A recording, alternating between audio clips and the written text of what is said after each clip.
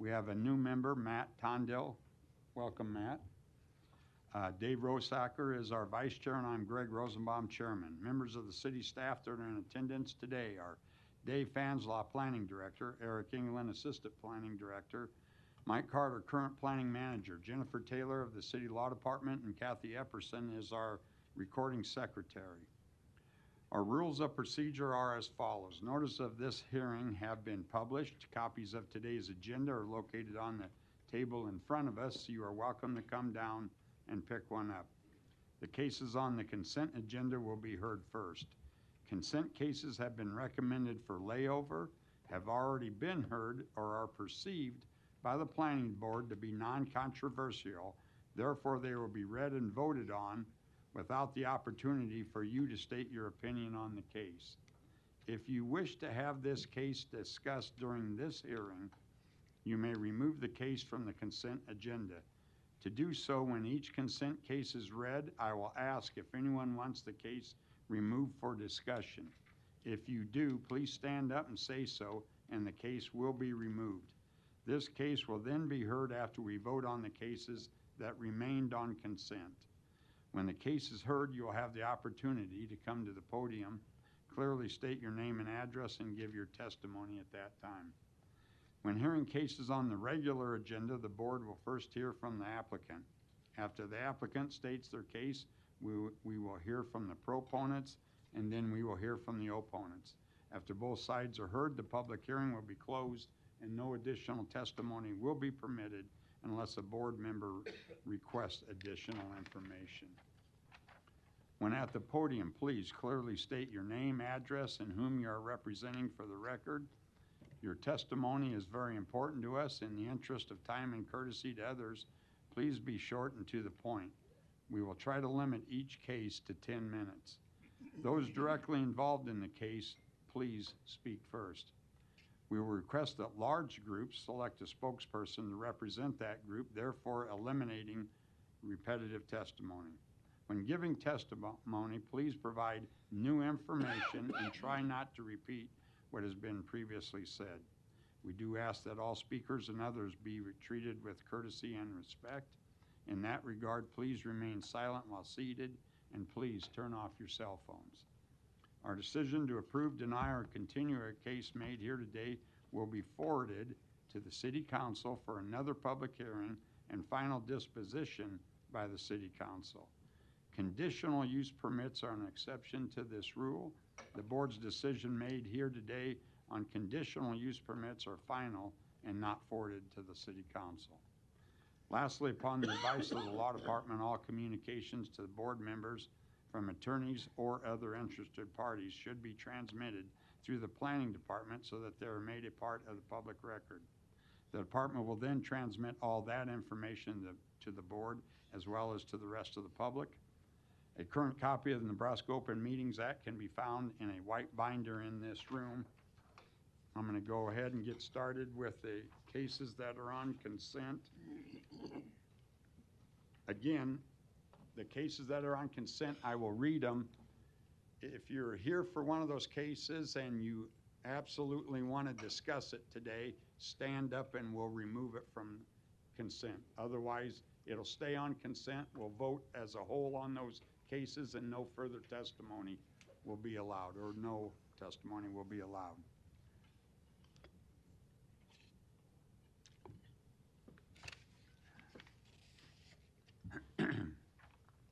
So we'll get started here.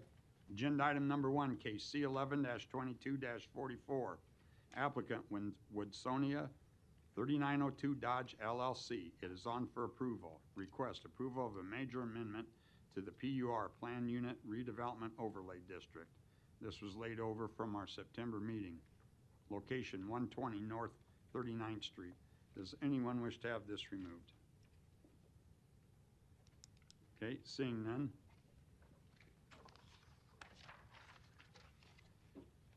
Agenda item number 9, case C10-24-240, C12-24-241. Applicant, the Mensch Group LLC. It is on for approval. Requests preliminary plat approval of Rose at Barcalos, a subdivision inside city limits with a approval of a rezoning from R435 to R5, along with a waiver to section 5384A lot depth. Location 4209 and 4215 Allison Ave. Anyone wish to have this removed?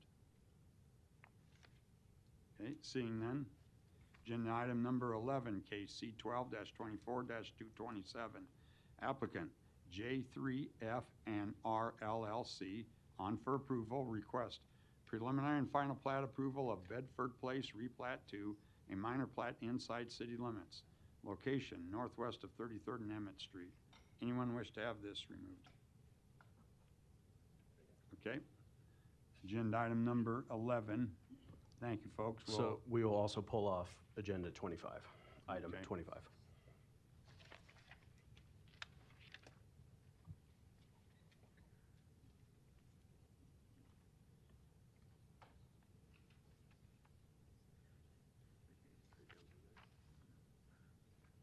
Yep, just getting this. All right. Agenda item number 12, case C12-24-229. Applicant ECG Acquisitions LLC is on for approval. Request preliminary and final plat approval of Elmington subdivision, a minor plat inside city limits, location 5504 Kansas Ave. Anyone wish to have this removed? Okay, seeing none. Agenda item number 13, case C10-16-287, C12-24-230, applicant Jasper Stone, 192nd and Dodge LLC, on for approval. Request preliminary and final plat approval of Avenue 1 replat 5, a minor plat inside city limits, with approval of a waiver to section 5399 sidewalks, along with a major amendment to the mixed-use development agreement for Avenue 1. Property is located within an ACI area of civic importance overlay district. Location northeast of 192nd and Burke Street. Anyone wish to have this removed? Okay, seeing none. Agenda item number 14, case C12-24-233. Applicant Mile High Investments LLC, on for approval. Request preliminary and final plat approval of Scholar replat 1, a minor plat inside city limits. Location northeast of 28th Avenue and Deer Park Boulevard. Anyone wish to have this removed? Okay, seeing none. Agenda item number 16, case C12-24-235. Applicant Milestone Development, on for approval. Request preliminary plat approval of Mason Place Rose, a subdivision inside city limits, along with a waiver to section 5384A lot depth. Location southwest of 33rd and Mason Street. Anyone wish to have this removed? Okay, seeing none. Agenda item number 17, case C10-16-287. Applicant Jasper Stone, 192nd and Dodge LLC, on for approval. Request approval of a major amendment to the mixed-use development agreement for Avenue 1. Location south of 193rd Street and south HWS Cleveland Boulevard. Anyone wish to have this removed? Seeing none. Agenda item number 18, case C10-24-231, applicant Staub Real Estate LLC, on for approval. Request rezoning from GC to CC. Property is located within an ACI area of civic importance overlay district. Location 7105 Military Ave. Anyone wish to have this removed? Okay, seeing none. Agenda item number 19, case C10-24-232, applicant Skyline Ridge Estates LLC, on for approval. Request rezoning from DR and R4 to DR and R4. Location northwest of Skyline Drive and Stanford Street. Anyone wish to have this removed? Okay, seeing none. Agenda item number 20, case C11-24-224, applicant the Minch Group LLC, is on for approval. Request approval of a PUR plan unit redevelopment overlay district. Location 4209 and 4215 Allison Ave. Anyone wish to have this removed? Okay, seeing none. Agenda item number 21, case C10-24-226. Applicant Planning Board on for approval. Request approval of the ACI Area of Civic Importance Overlay District. Location northwest of North Saddle Creek Road and Northwest Radial Highway. Anyone wish to have this removed? Okay. Agenda item number 21.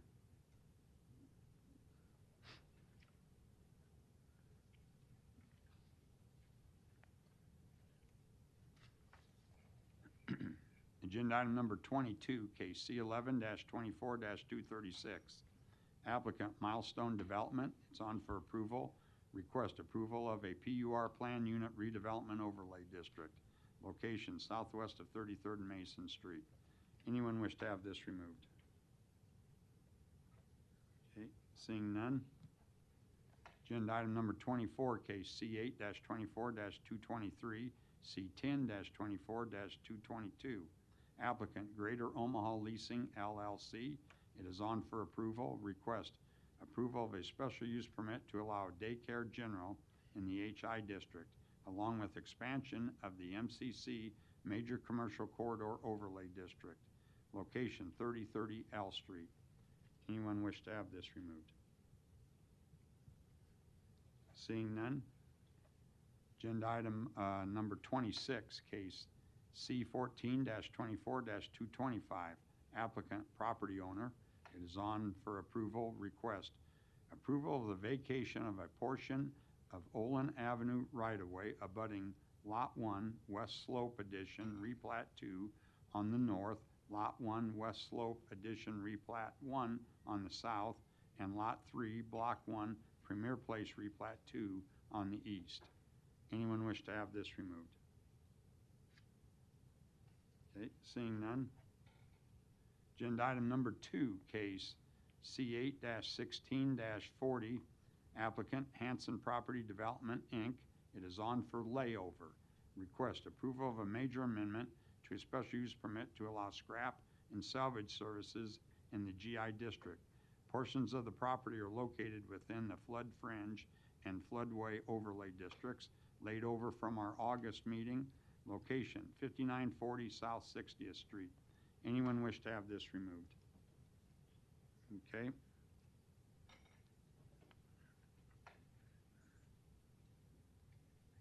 Now, just to remind you, that was on for layover, so we're going to remove that from the consent agenda.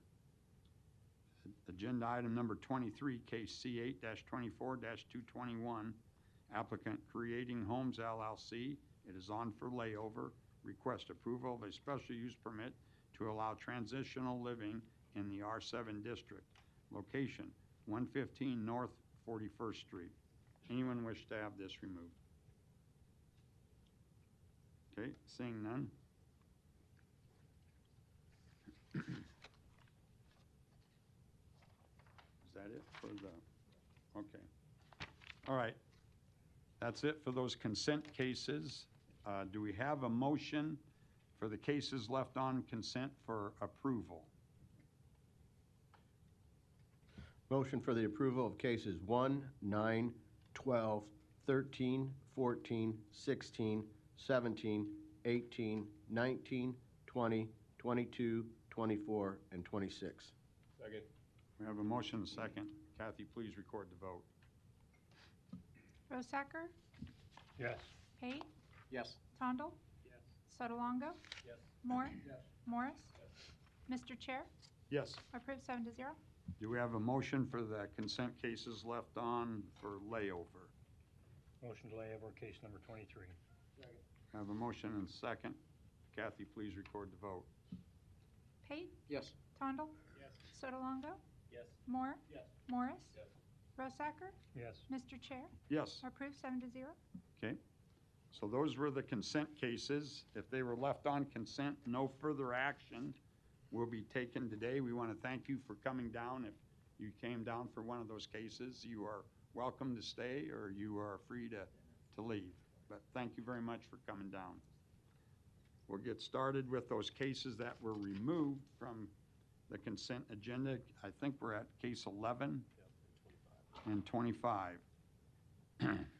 Agenda item number 11, case C12-24-227, applicant J3F and R LLC, request preliminary and final plat approval of Bedford Place replat 2, a minor plat inside city limits. Location northwest of 33rd and Emmett Street. And we're going to take 25 with that. Agenda item number 25 is case C8-24-228. Applicant James Thomas Sr. request approval of a special use permit to allow a funeral service in the GI district. Location northwest of 33rd and Emmett Street. Is the applicant here?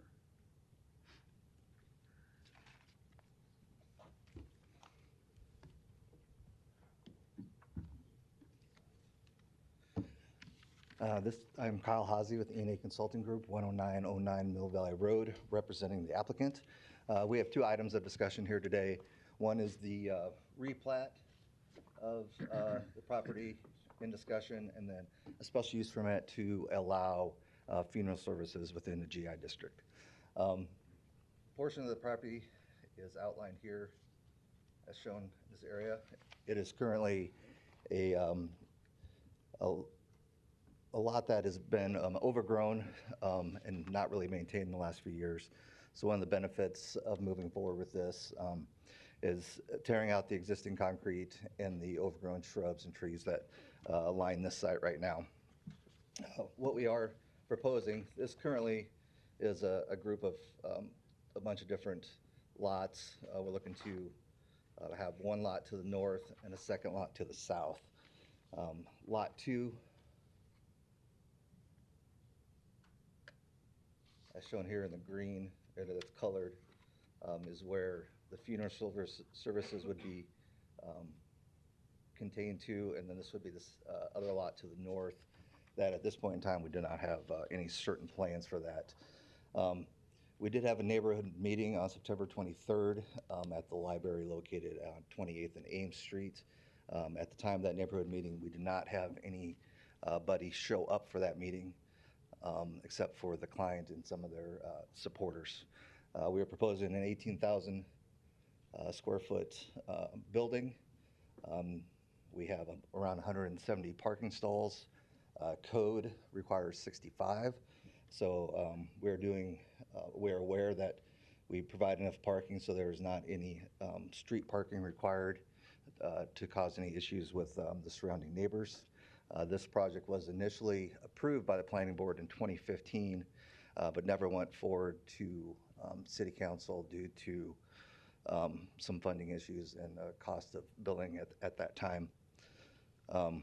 With that, I'll make myself available for any questions that you may have. Thank you. What's the date of your neighborhood meeting? September 23rd. Any other proponents? Seeing none, are there any opponents?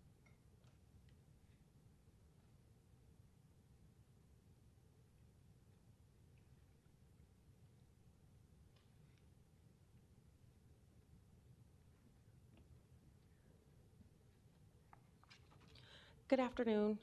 My name is Nanika James. I reside and own a property at 3244 Bedford Avenue. I am speaking on behalf of myself and my husband, Paul James, in regards to opposing this motion. As of March 2022, we became new homeowners in the Adams Park neighborhood. My husband is a 20-year retired, 100% disabled veteran who was requested under strict doctor's orders to relocate from the West Coast due to health issues. Nebraska's air quality is believed to have been better for some of his ailments, and now there's a potential for extreme detriments to mine and my family's financial and physical well-being.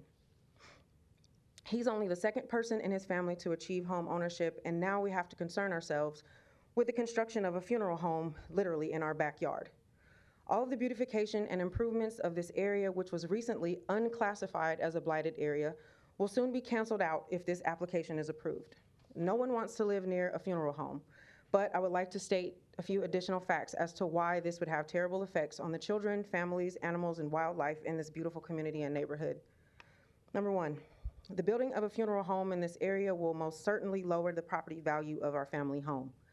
Nebraska studies confirm that homes near funeral homes and crematoriums saw a decline of more than 3.9%. With that being said, when we are ready to sell our home, we will either never be able to sell our home or suffer a great loss when we are able to sell it.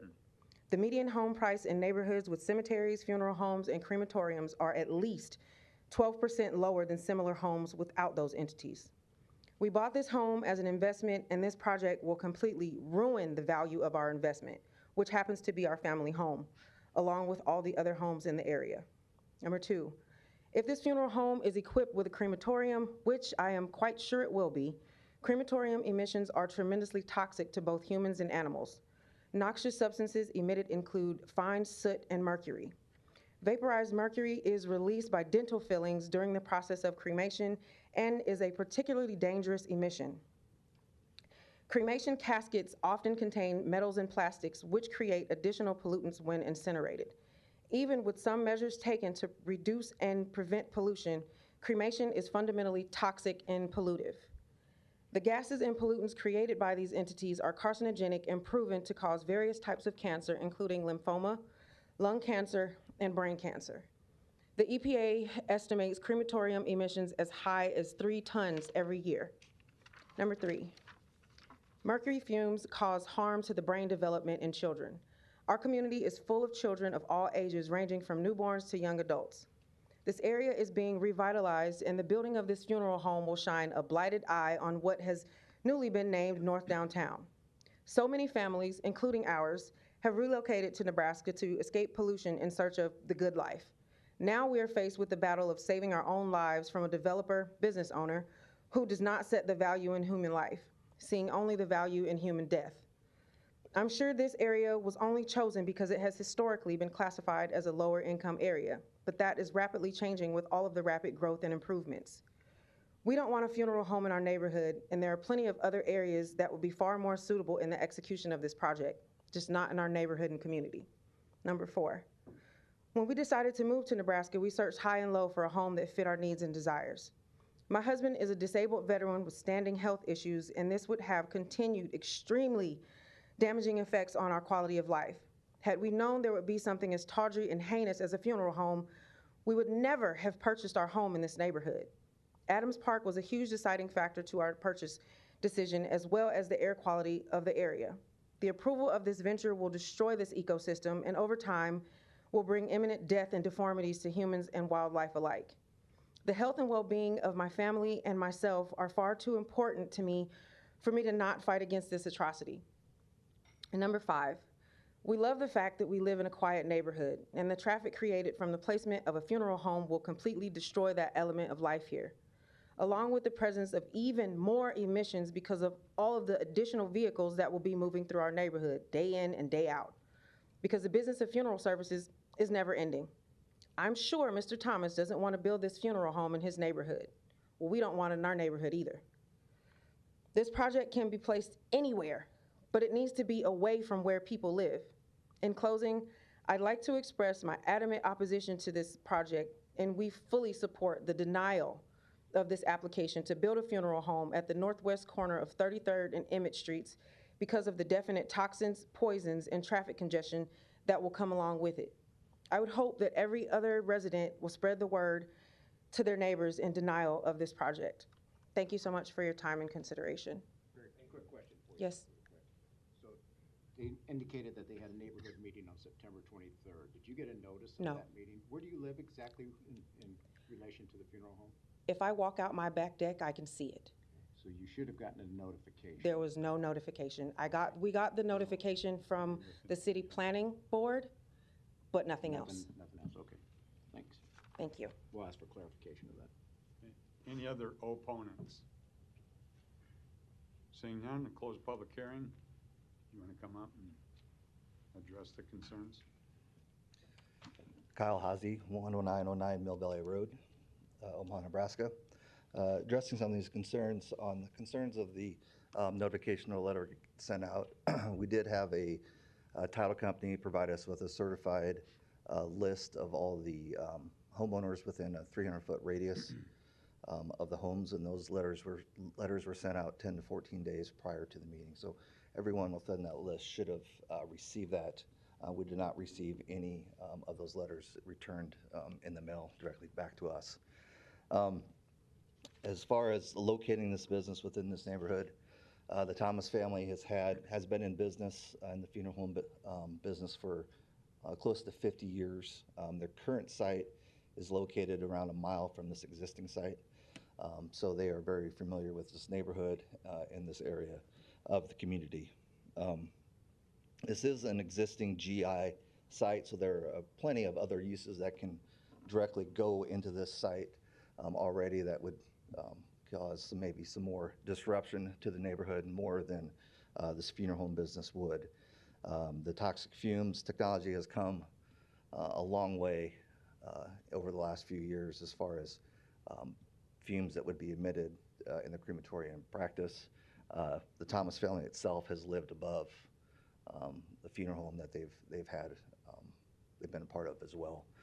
And then Mr. Thomas himself is here too, if there's any other questions you want to ask from a route of how his business runs and what the daily tasks are. Okay, thank you, Kyle. Any additional comments or questions from the board? Eric? Yeah, sure. So Kyle had mentioned that there was a similar request back in 2015, regarding the air pollutants. I do have some information that I'll probably just list a few items. We do also have representatives here from Public Works that are the experts in this matter. So if you do have specific questions on these, you can definitely do that. But so within City of Omaha, the state of Nebraska delegates the responsibility of enforcing the federal Title V of the Clean Air Act, such as emissions from a funeral home. They delegate that to the City of Omaha. So our Public Works Department oversees enforcement of the act, including permits for crematoriums and other uses that have potential to release the harmful particulate matter into the atmosphere. A crematorium or the funeral services would require a permit from Public Works, separate from a building permit, in order to construct the crematorium. So, this is, funeral services is actually a permitted use in most office and commercial districts. Just because of the industrial zoning, it actually requires the use permit. So, but in other typical areas that are zoned for office and commercial, it is permitted. There are numerous funeral homes throughout the city that are directly adjacent to residential. Anytime you have a industrial zone property, there are buffer yard requirements. So they are providing buffer yard that actually received approval from the Zoning Board of Appeals in 2015. And because the plan is nearly identical, that waiver is valid and represents what the waiver was given by that board. So there are a few modifications related to the landscaping plan that will continue to finalize with the applicant. But by and large, the plating is very straightforward for the two lots, installation on sidewalks along all the streets for both lots 1 and 2, and then specifically the special use permit for the funeral services.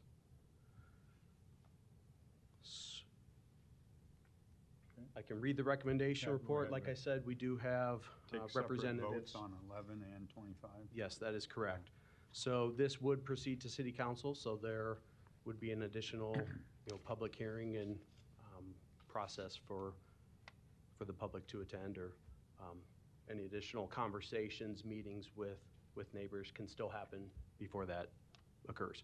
So specifically for the plating component for agenda item 11, staff recommends approval of the preliminary plat subject to the 10 conditions in the report, and approval of the final plat subject to a submittal of an acceptable final subdivision agreement prior to City Council. Okay, do we have a motion? A motion for the approval of the preliminary plat subject to the 10 conditions in the recommendation report, and approval of the final plat subject to compliance with the conditions of preliminary plat approval and submittal of an acceptable final subdivision agreement prior to forwarding to City Council. We have a motion and a second. Kathy, please record the vote. Tondel? Yes. Sotolongo? Yes. Moore? Yes. Morris? Yes. Rosacker? Yes. Pate? Yes. Mr. Chair? Yes. Approved 7-0. For agenda item 25, staff recommends approval of the special use permit to allow funeral service in the GI district, subject to the 5 conditions in the recommendation report. Do we have a motion? I'll move approval of special use permit to allow a funeral service in the GI district, subject to the 5 conditions outlined in the recommendation report. We have a motion and a second. Kathy, please record the vote. Sotolongo? Yes. Moore? Yes. Morris? Yes. Rosacker? Yes. Pate? Yes. Tondal? Mr. Chair? Yes. Approved 7-0. Okay, staying with the consent items for approval, I think we're on 21. 15 was taken off.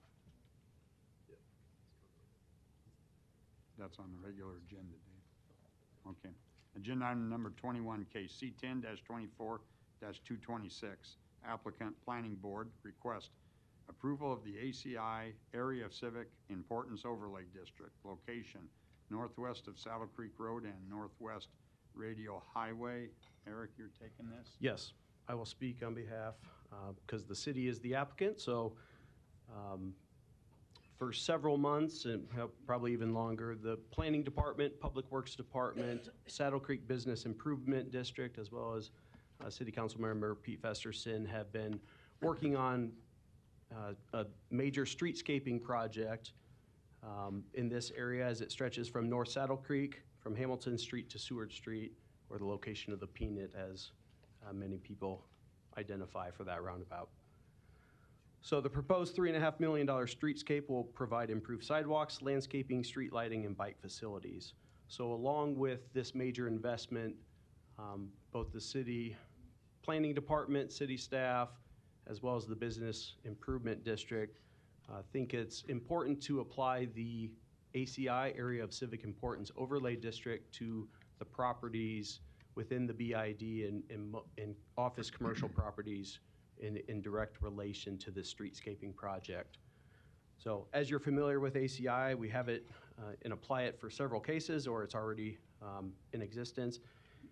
It adds provisions for minimum sidewalk treatments, parking lot landscaping, screening of dumpsters with masonry enclosures, screening of mechanical equipment, as well as introducing minimum standards for building design, including exterior wall materials and increased building transparency. City staff sent a notice to all property owners within the proposed overlay district on August 27th. We had a meeting at the a few weeks after that at the BID typical meeting, and there was no opposition at that time. So I'll leave it at that. And of course, we're recommending approval, but Okay. if you have any questions Okay. afterwards. Any other proponents? Hello, I'm Patrick Leahy. I have to be an architect with Emergent Architecture, but I'm not here to represent the firm. I'm here because I'm a member of Waypoint Church and advisor for planning, design, and construction for the church leadership. And we went to that meeting, and we've gone to the previous meetings, and we support it along Saddle Creek, the idea of improving the landscaping, the streetscape, and new buildings in addition. We don't plan to do any additions. We still have space to fit up as we get funds. So we thought there's no downside to this. It's going to help the neighborhood over time. And it might take 10, 20 years for it all to happen, but I figured you don't get a lot of proponents, so I thought I'd come down and, I told the planning department I'd come down and help out. There you go. Patrick. Any other proponents? Seeing none, are there any, oh, sorry, sir. Tom Piper, 4917 Seward. What was your first name? Tom Piper. Tom, thank you. I got the property there, and I want to talk about some of these changes that they're having in this layover that's going to affect the alley and stuff of grading down there. It's going to take my gate. I've had access through that alley into that property for 35 years, and I don't want to lose that gate just because they want to take and level it out, put a retaining wall, cut my gate off so I don't have access in there more into that area. I have no, and they want to move the gates on Tom Millie's auction mill over to the alley, the corner where the right cut in is to the approach, and put the gates there. But they want to put the access from the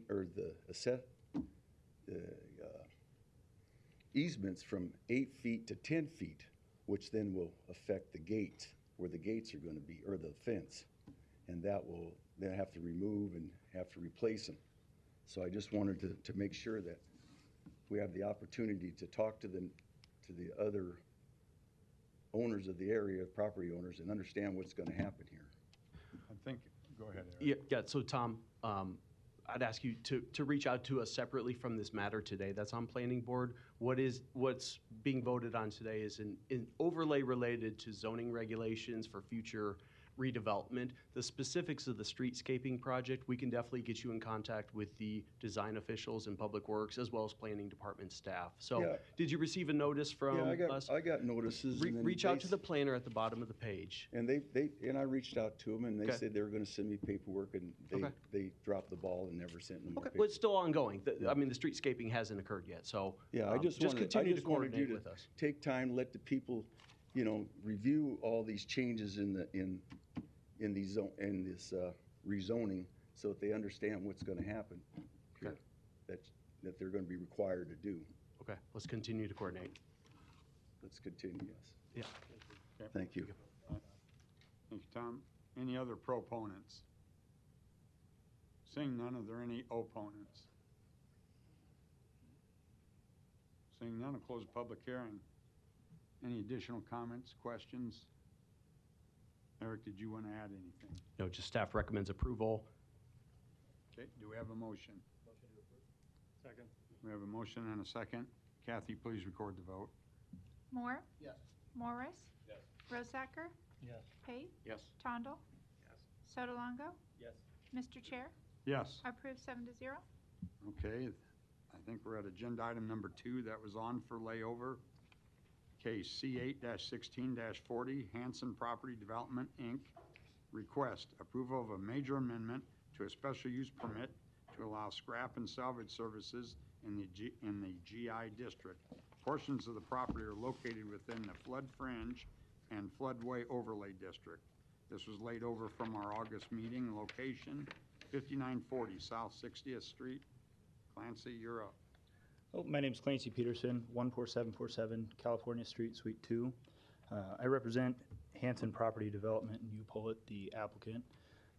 This is an amendment to an existing special use permit. It's a major amendment. We're seeking to operate a hammer mill, shredder, and a secondary device that would assist with the recycling process. This item is currently on for layover. The comments that we got back were a need for a confirmation from the NDEE that there would not be any adverse impacts to the soil or groundwater. We did provide that letter.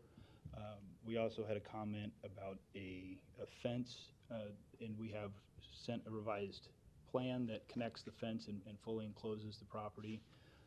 We are still working on the air quality permit, and we're seeking a layover there so we can continue to work with the Omaha Air Quality Control Division and get that permit applied for and approved. And I'm available for any questions. Thank you, Clancy. Any other proponents? Seeing none, are there any opponents?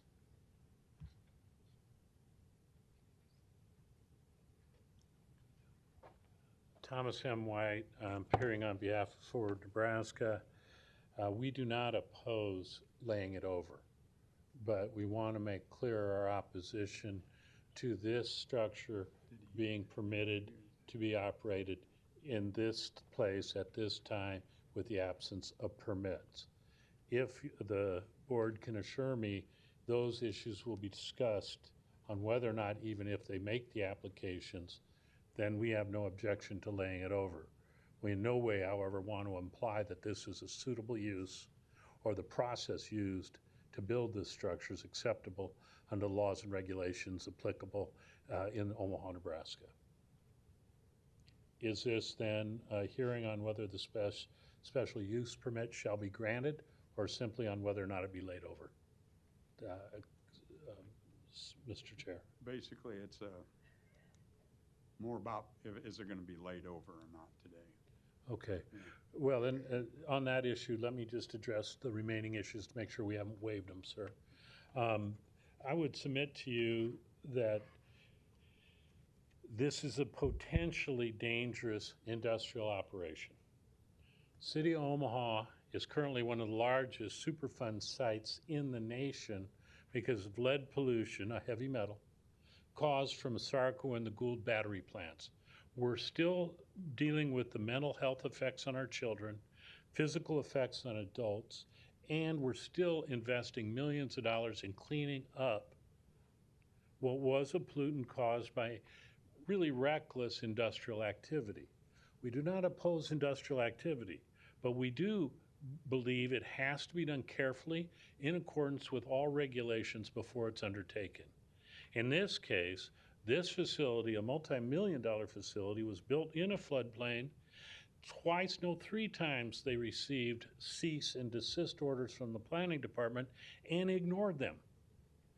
They now have asked, initially at least, that they get a special use permit without even complying with the environmental permits and getting those. A completely inappropriate approach from a responsible industrial operation.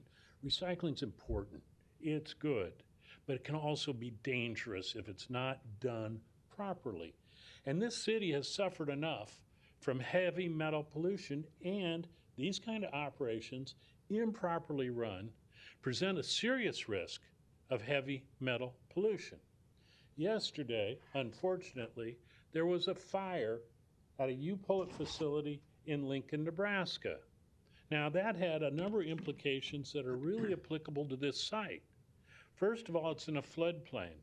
The fire department would have to come here and flood that site with water. The way it's set up now and where it's at, all of that waste, the oil, the gasoline, the transmission fluid, the fluff from the leftover, which contains heavy metal, what's left over after the cars are hammer milled, all of that will be washed in, just by the fire hoses, will be washed into the Papio and into the rivers.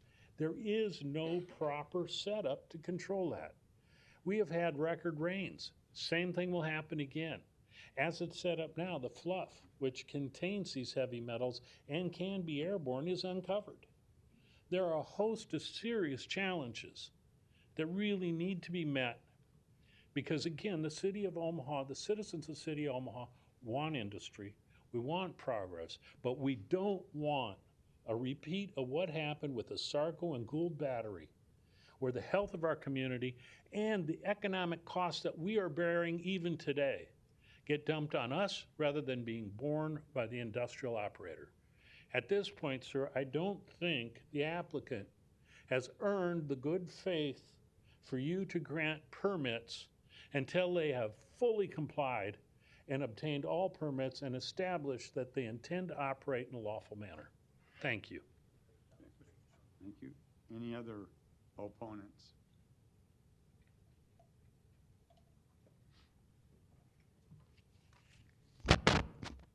Hello, my name is Gab Rima. I reside at 4125 South 13th Street.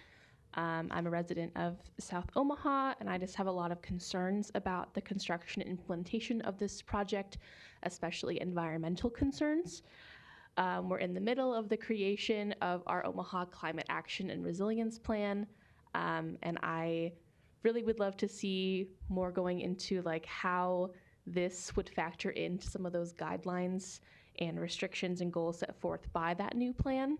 Obviously, I support recycling, but I don't feel confident that this is not going to cause major environmental harm to our city and to South Omaha in particular. Car shredder projects have historically had really devastating environmental effects on the communities that they reside in, and I don't see how this will be different. The shredder being located in the floodway of the Papio Creek system, which runs off into the Missouri River, is really scary to me. And on the air side of things, car shredders are not only associated with toxic hazmat fires, and we know that risk of fire exists because of the fire at the U-Pullet location in Lincoln yesterday morning. U-Pullet was outside handing out flyers saying that these plants are perfectly safe, that horrendous, enormous hazmat fire yesterday morning did not look safe to me. So that can negatively impact air quality for miles around it. And according to the US EPA notice of violation, the General Iron Shredder, which is a project similar to this one in Chicago several years ago, emits significant amounts of smog-forming pollutants, which can have huge impacts on local health. Processing of auto shredder residue produces auto fluff, which can qualify for treatment as hazardous waste. It's a dusty mixture of plastics, foam, textiles, rubber, glass, and can also be contaminated with rust, dirt, and other fluids. After a car is crushed, it can go airborne. In California, state regulators consider untreated auto fluff to be hazardous waste, and they have been proposing requirements for metal shredders to apply for hazardous waste permits. In Minneapolis, there have been complaints about air pollutants from scrap metal shredders in their city, which eventually led to a lawsuit by the state's pollution control agency that cost the owner $2.5 million in fines. And they had to make plans to relocate outside of the city. This feels like a long process to go to just for a disaster to eventually happen and for them to have to relocate anyway. So this project is threatening to pollute our air and our water supply and feels like a really clear example of environmental injustice. And so I would love to see this project put on pause, have a city council public hearing, have more opportunities for public input and outreach, and also have further environmental studies done in regards to the effects of this project. Thank you. Any other opponents? You can come down. Come on down. Sorry. Go ahead. Hello, I'm Stephanie Matthews. What was your name? Stephanie Matthews. Thank you. I live at 5710 M Street. I sent out an email opposing the car shredder because my community will be disproportionately exposed to hazardous pollution. In that email, I included a letter of recommendations for the car shredder from the Douglas County Health Department. I don't know if everyone received it, but I did bring copies. Am I able to bring them up? We have them. Okay, you all have it? Okay. Some of the things have already been brought up, so I'm gonna skip some of the things that I have on my list. And I'll just move on to the last final recommendation on the letter, which touches on the company working with the surrounding neighborhoods to agree on practices, times of operation, noise limits, and communication. The company operates up to 12 hours a day depending on the season. So I think that there needs to be some kind of restrictions on the hours in which this car shredder will be operated. So I am requesting that the car shredder is operated only Monday through Friday from 10 a.m. to 4 p.m. And this is just because it's during the time that is least likely to have children waiting at the bus stop because of the neighborhood that's so close. And there is a soccer field that is located just a ways down from this car shredder across the street. So there's practices going on after 4 p.m. on that field. My second request is that every single recommendation in the letter from the Douglas County Health Department is met and required to be met before any permits are given, and that includes any conditional permits. I don't believe any work should be started until all health concerns are addressed. And I wanted to bring up that at the August 7th Planning Board meeting, the attorney representing the car shredder stated that the company wanted to repair the trust and be more transparent with the neighbors who had concerns. But I have yet to receive any outreach from the company informing me of all the hazards that I could be potentially exposed to because of the location being so close to my home. So my third request is that a significant community outreach is organized by this car shredder company, and I'd like to see someone from the car shredder there to represent that company. I'd like to see Commissioner Garcia at this event. I'd like to see a representative for the county assessor at this event, and any council members that could attend. I have already reached out to Commissioner Garcia, and he has agreed that if this is laid over, that he will participate in this outreach. The fourth thing I'd like to see happen before any permits are granted is a traffic study to be completed and a plan put in place to address all of the traffic impacts that my community will have because of this car shredder. The last point I wanted to make is that this car shredder stands to gain financially while exposing my community to more hazardous waste than we produce. And on top of all of the health hazards that we face the potential of losing property, home value. I am the first in my family to own a home, and I hope to someday pass that wealth on to my son. And so anything that affects that is a big deal for me, and I believe it would be for anyone that is a home owner. Ultimately, I feel that the permits should be denied with all of the concerns, with all of the past breaking of rules that this company has done, with the health risk to my community, and the trust of such a high volume hazardous process should not be placed into a company that has demonstrated no concern for us.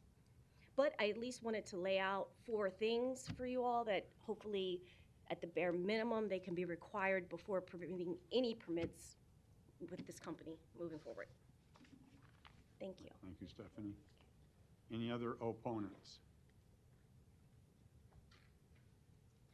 Hi, my name's Paige Brooks. I live at 5903 Fay Boulevard, which is pretty much catty-cornered U-Pullet. I have grown up in this neighborhood. U-Pullet has always been a scar on this neighborhood's face. There is 1-lane road going in and out of this place. Funplex is right there. There's this new casino that has been built right there. It is obviously running off into the creek. We are environmentally concerned. I am a neighbor. I have not gotten 1 letter, nothing from U-Pullet stating anything about this. I live right next to it. We are very concerned about the environmental hazards that are going to be released into our air. We're not saying that the recyclers shouldn't be around. This is not the place for it. That's pretty much all I have. Okay. Thank you. Thank you, Paige. Amy?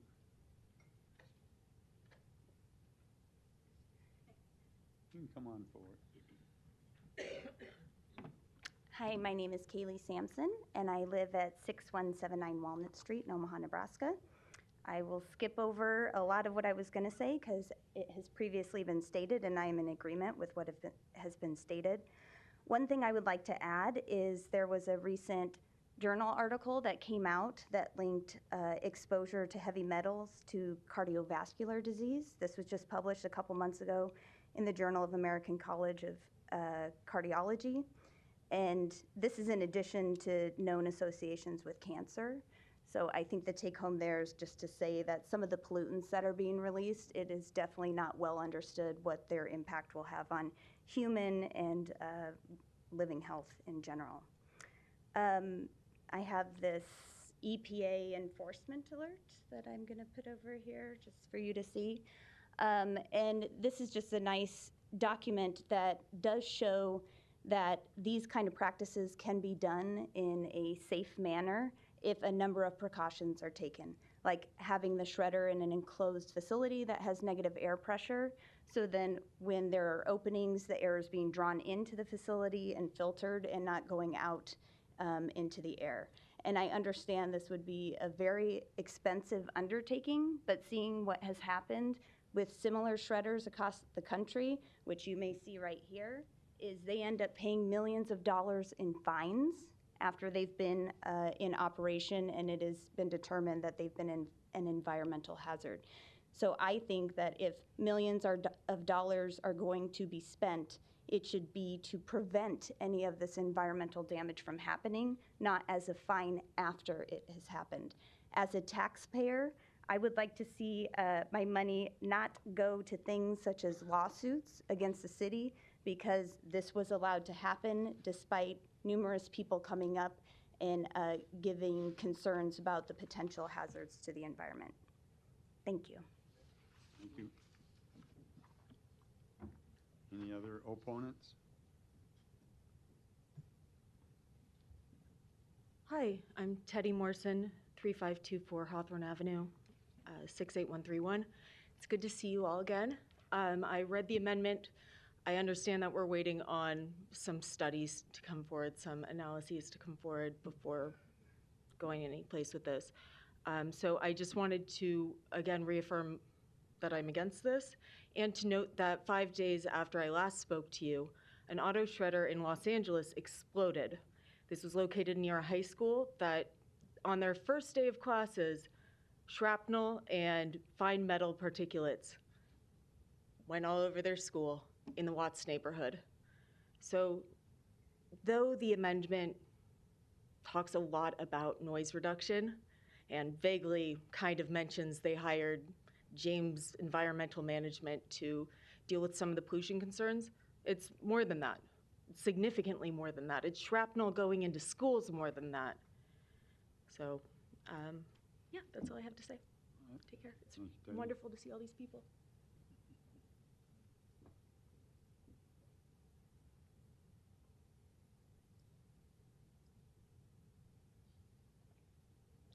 Good afternoon. My name is Barbara Velasquez, and I live at 5620 South 48th Avenue.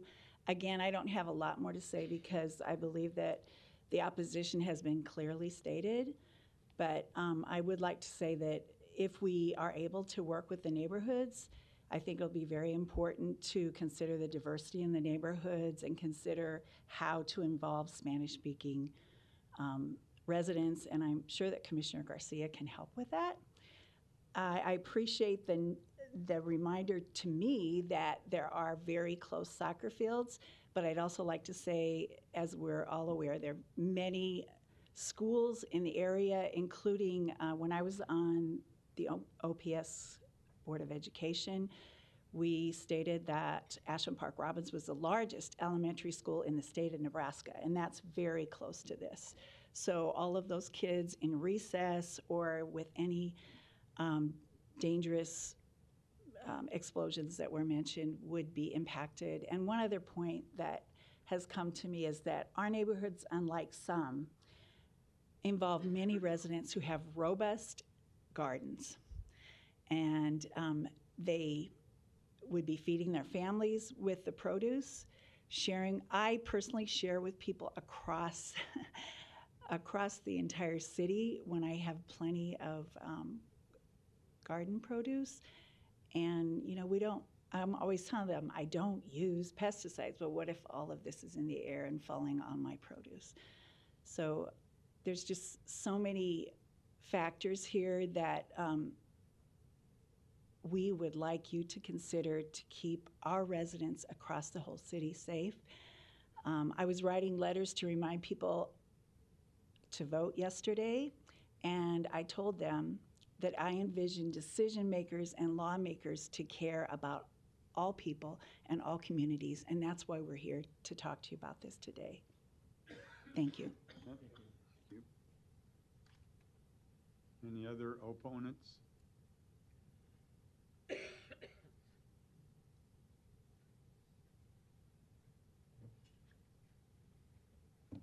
Good afternoon. Jeff Vickers, 5710 T Street. We're actually new homeowners in the area as of last year. Enjoy the area. I grew up in the area, but this has to do along the same lines of everybody else. I'll agree. I'm just kind of weighing in. With the environmental issues, of course, I do echo the statement of the traffic study. There's no shoulders down through there.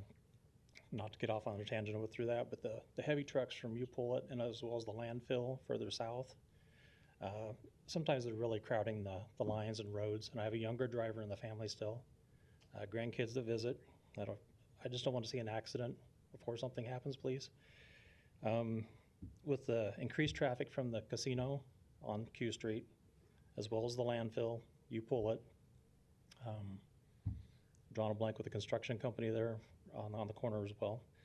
I just believe it's, besides the environmental issues with the lead and the airborne stuff, that's really a concern. The traffic study would be much appreciated if you could, to address that. There's already a problem with the landfill losing their loads on the way to the landfill, and that's already a problem. But where things stay intact, it seems like on the trucks for you pull it, I'll agree with that. I also echo the statement of the running into later hours of the evening, running their machines. Sometimes 7 or 8 o'clock, I've heard it. So we're just up the street, directly up the street about, one block, 5710 T Street. So we are kind of experiencing something that we realized was there, but not to the extent that we've seen it, I guess. So thank you for your time. Thanks, Jeff. Any others?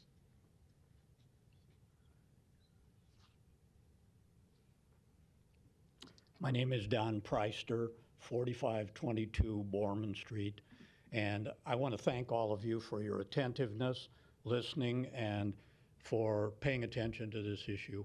I'm a member of SONA, the South Omaha Neighborhood Alliance, and also work with the South Omaha Environmental Task Force. Both organizations had meetings. They didn't take a formal vote, but members are very concerned about the environmental implications here. The traffic is also a concern. It's a side issue, but I'll just mention, I hope the city and Public Works looks at that section of 60th Street and the amount of traffic that goes through there. And for up to Q Street, it's a wonderful 60th Street. But between Q and Harrison, you kind of take your life in your hands sometimes already and in that area.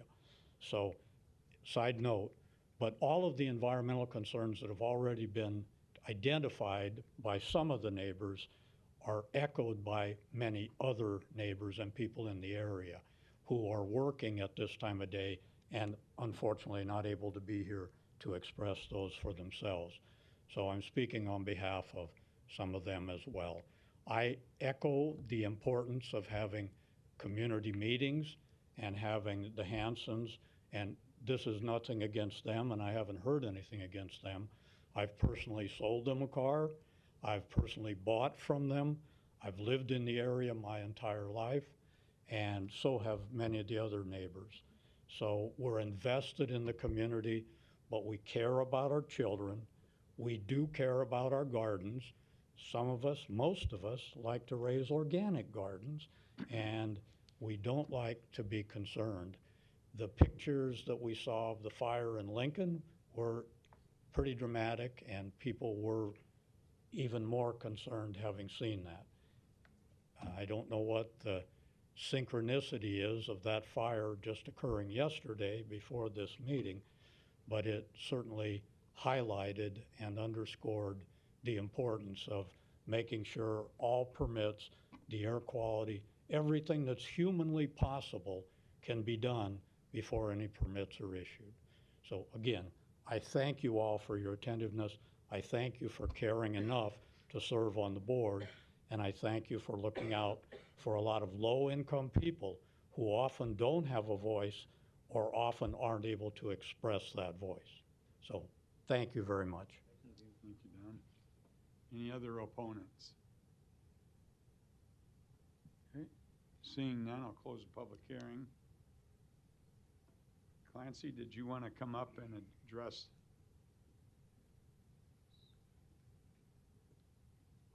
There's quite a few items.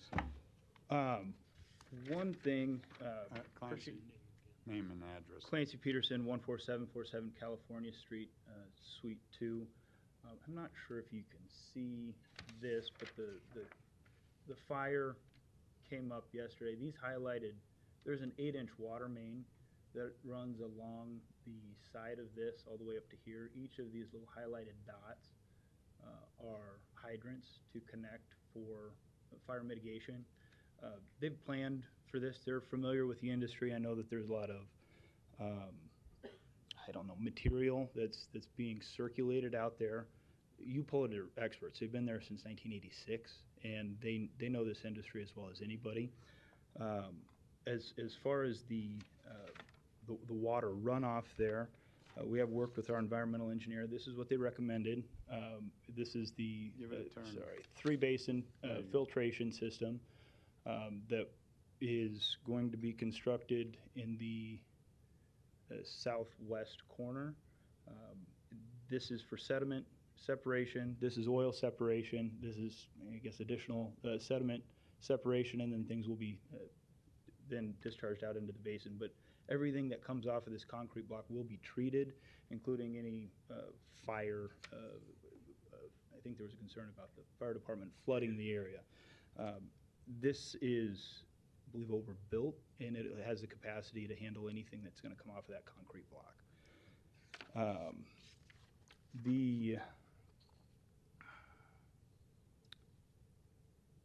So those are, and there are a lot of environmental questions there. We are working with the city to get the appropriate permits.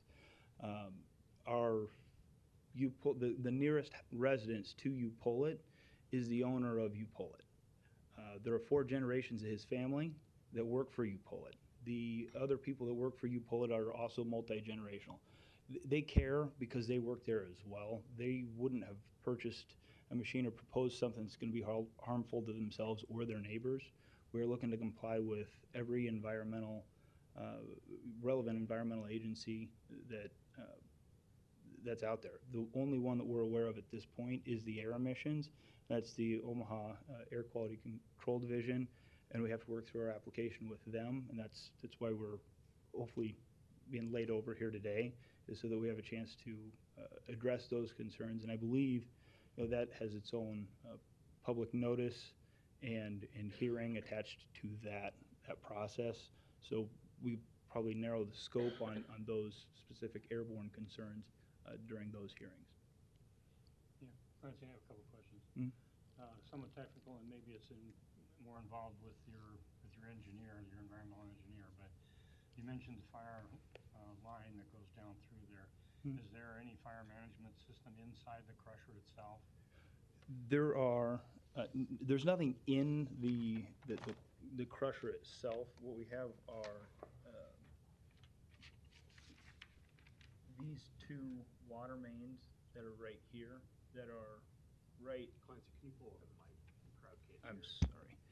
These 2, there are 2. You can't see them very well on the overhead, but there are 2 hydrants here that are right around the shredder, and then these have where the temporary storage will be. There are additional, and it's an 8-inch main, so there's plenty of capacity. That requires somebody to come and connect the hose and then fight the fire, as opposed to like in a building like this that has fire sprinklers that go off if there's excess heat that comes from the operation. This is probably something I'd have to ask Jason about. All right, let me wait for him to answer it. But a couple other questions. In addition to that one, the runoffs that you're managing inside that separator, what kind of a rainfall? Like in an industrial situation, we have to manage the first federal requirements. We have to manage the first half-inch of rainfall. But in a situation like that, where you have something more than just runoff, you've got some bad runoff.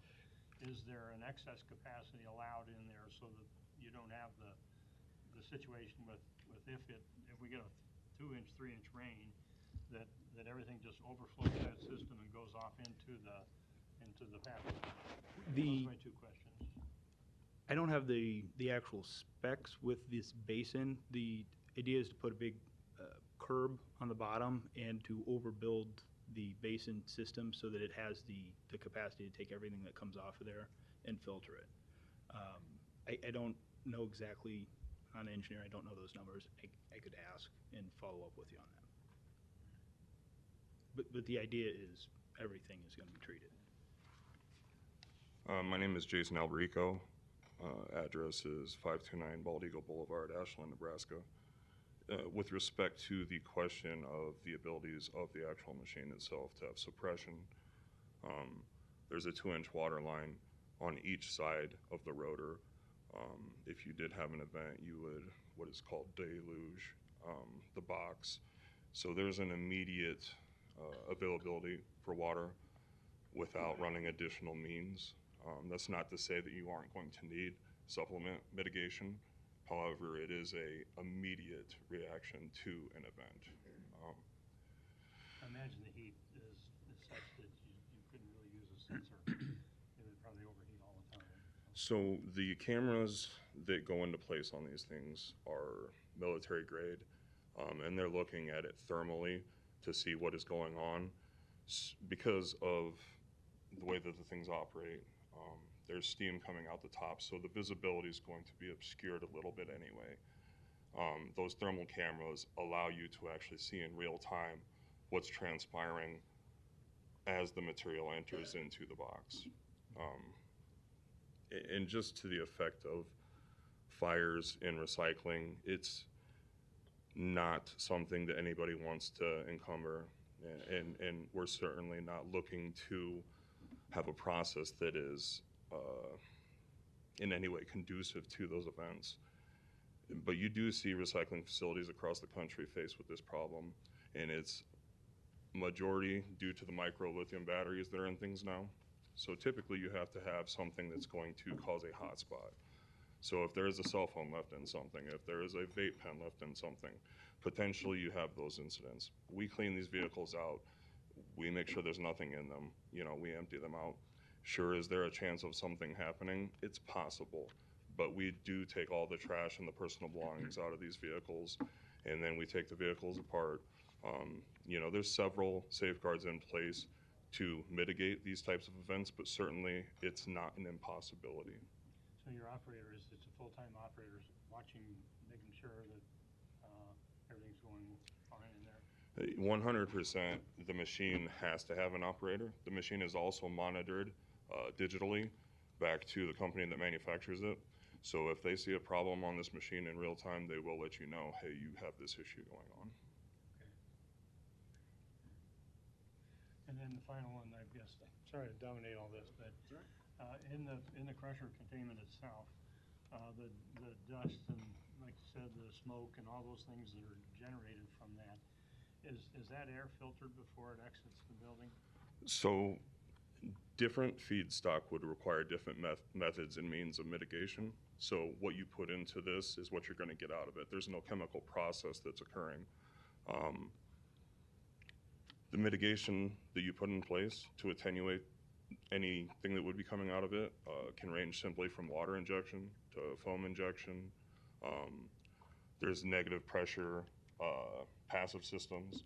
There are positive pressure systems that are zero bleed, bag or bagless, and you don't really know what you need until you actually get in there, similar to the noise study. It's dependent on feedstock. So once these machines go online, they're measured. Anything that needs to be adjusted to make sure that there's compliance with any environmental regs is dealt with at that time. You know, it's the industry's best practice to put a product on that's going to work, not just to speculate. Okay, so that's because does your feedstock change over time, or will it, once you get on operation, will it be pretty consistent? So we're an automotive recycler, and at the end of the day, a metal recycler. Our feedstock doesn't change significantly. You know, we are not, I'm not going to name any other companies, but, you know, we're not this company that's taking in regional semi-traffic. We're dealing with our own material. That's kind of what makes us unique.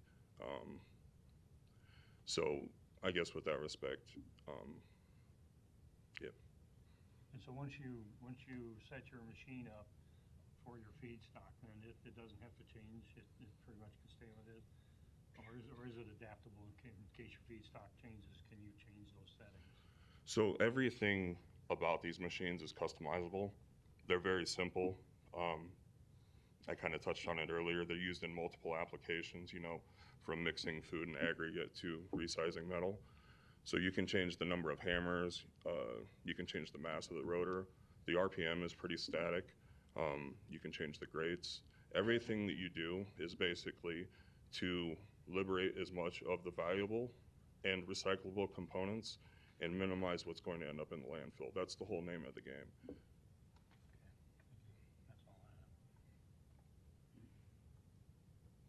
Did you want to add any more, Clancy? Unless there are any other questions. I appreciate your time, gentlemen. Thank Ladies, you, thank you. Jason. Thank you. Any additional comments or questions before we hear from Eric?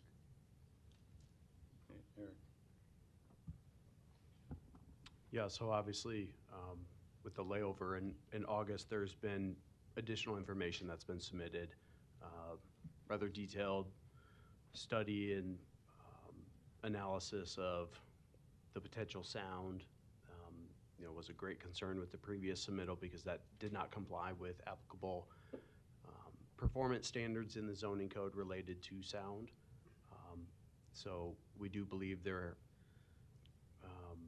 submittal is very thorough related to that. However, we would not be able to know until if this is approved, in the future by planning board and city council and field testing that. So we will have to wait and see on that. But there has been a number of provisions that have been applied that would help regarding the noise. There's some other items that we discussed in the recommendation report earlier at the pre-meeting regarding fencing and other items related to that. But there are still environmental concerns and items that have not been adequately addressed. So the staff is recommending layover. We spent a good amount of time on those environmental concerns. We do have representatives here from Public Works and the Air Quality Division who are the experts on the type of permit that is needing to be submitted, specs on the device, an entire application provided to that Public Works section in a thorough review to be able to adequately answer the concerns about the environmental air quality and what's being released. Then you also do have the stormwater and the treatment. The applicant provided a brief one-page memo in the past day or two from the NDE. However, city staff has not had the opportunity to follow up with that state agency and have discussions to follow through on that. So those are probably the two greatest concerns that city staff has at this time. And we can go into as many details. We can call staff up. We do have also representatives from Public Works regarding traffic. So we can help answer, multiple fronts or questions that you may have. But city staff clearly believes that this needs to be laid over to allow the submittal and approval of those proper permits regarding the environmental and the sections within Public Works.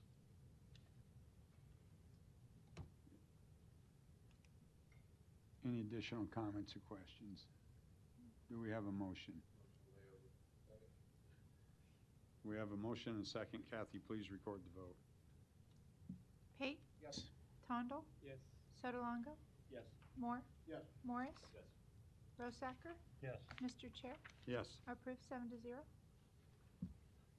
Okay, we're into the regular agenda now, conditional use permits. Agenda item number 3, KC 7-24-179. Applicant Mental Health Association request approval of a conditional use permit to allow small group living disabled in the GC district with a request for a reasonable accommodation. This was laid over from our August meeting. Location 6055 Country Club Road.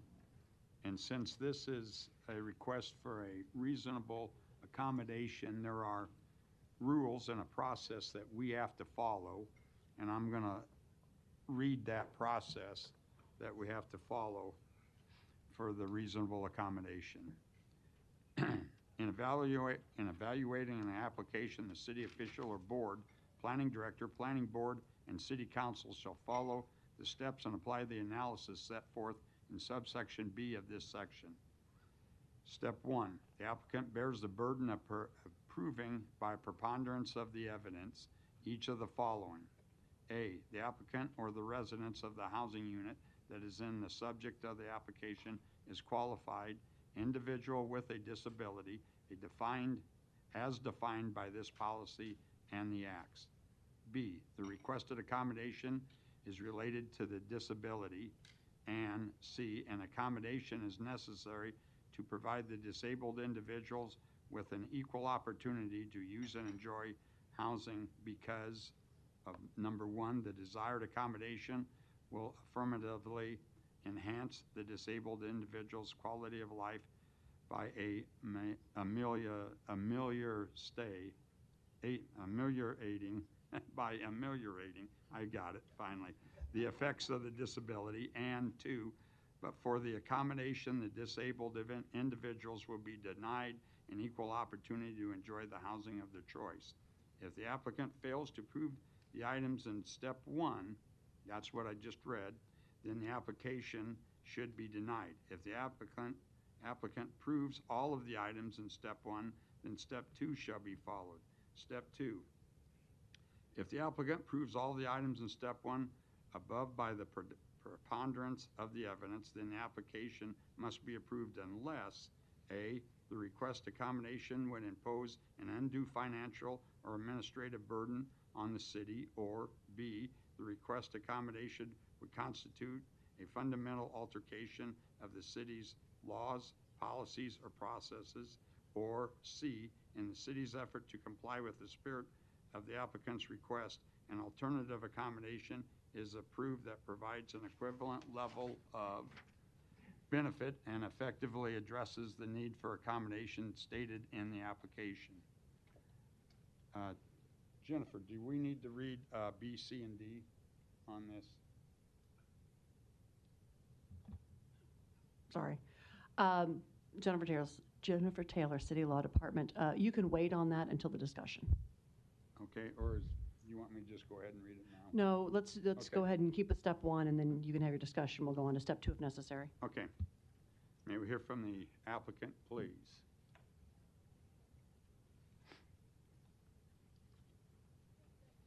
Hello, Tessa Dominguez with the Mental Health Association of Nebraska, 1645 N Street, Lincoln, Nebraska, 68503. Or 68508, sorry, wrong zip code. Let's see. Do I start with my testimony on the conditional use permit? It's or- all together as one case, so you can discuss whatever you feel Okay. necessary. So I'm going to share some information that those of you that have been here before have already heard, so please bear with me. I thought I'd share a little more information since we do have a new board member that hasn't been here for the previous hearings, just about our programs and what we do. So like I said, we are here before you once again to request approval of a conditional use permit for small group living disabled. MHA's mission is and always has been serving individuals living with disabilities with that behavioral health challenge that are seeking support. Our hope for this home is to house up to 8 individuals for approximately 60 to 90 days while they utilize the supportive environment to create their own stable foundation in life. We create that supportive environment by offering a fully staffed temporary housing that provides programming and other supportive services. Our staff are extensively trained. Our organization is CARF accredited, which is the Commission of Accreditation of Rehabilitation Services. As mentioned before, we offer wraparound services and collaborate with several other community providers to assure that our participants have the resources needed to find maintainable recovery. We have successfully ran programs and houses similar to this since our establishment in 2001 and opened our first peer-supported respite house serving the same population in 2009. We do have lots of support in the Lincoln community from our neighbors, city officials, and our local law enforcement, and we do hope to create that same support here in the Omaha metro area. The Lincoln Police Department has supported us with tracking some of the data from some of our different programs, and they can show that our homes in Lincoln and all of our years of services have never had a serious incident occur there. In addition to this, since we were here the last time, we had been asked by some of you to reach out and speak with neighbors again. We have continued those conversations with neighbors. We have also invited neighbors to come to our properties, meet our neighborhoods, or meet our neighbors, meet our staffs. No one has taken us up on that offer yet, but that is a standing offer that will remain available for them if they choose to. We also set up and held another community meeting with neighbors. I think our takeaway from that is that there is some support with some of the neighbors that are directly adjacent to us, but there's still a lot of opposition from neighbors, even though we did kind of explain more about our programs and our organization and what we do. What were their concerns? So it's the population that we serve is a big part of the concern, and the schools that are there. And I think that those are concerns that have come up here as well. What I will say about that is that, I just like to remind you guys that there are schools, parks, daycares, nursing homes in all neighborhoods. And our homes in Lincoln are and have been operated near very similar those places, near daycares, next to nursing homes, near schools, and we've never had any incidents in those places. There was some request about who we would accept into our house and who we wouldn't, and so we went through some of those things, and there are some of it that we would be willing to negotiate further with neighbors, and some of it that would really limit us to almost nobody that needs our service to be in the house in order to appease neighbors. So that was kind of a barrier that we ran into. I was going to ask you the same thing also. Yeah. So Yeah, go ahead. Can you tell us what agencies or how you're going to get individuals or participants referred into your program? Yeah. So while we understand that people still serving parole that are still completing their sentence for the Department of Corrections wouldn't fall under this use permit, that would have been the transitional living permit. There still could be people in the community that have been a part of the Department of Corrections that have jammed their numbers, that are on probation. It could also be individuals that are coming out of treatment, individuals that are living in the community that are looking for support.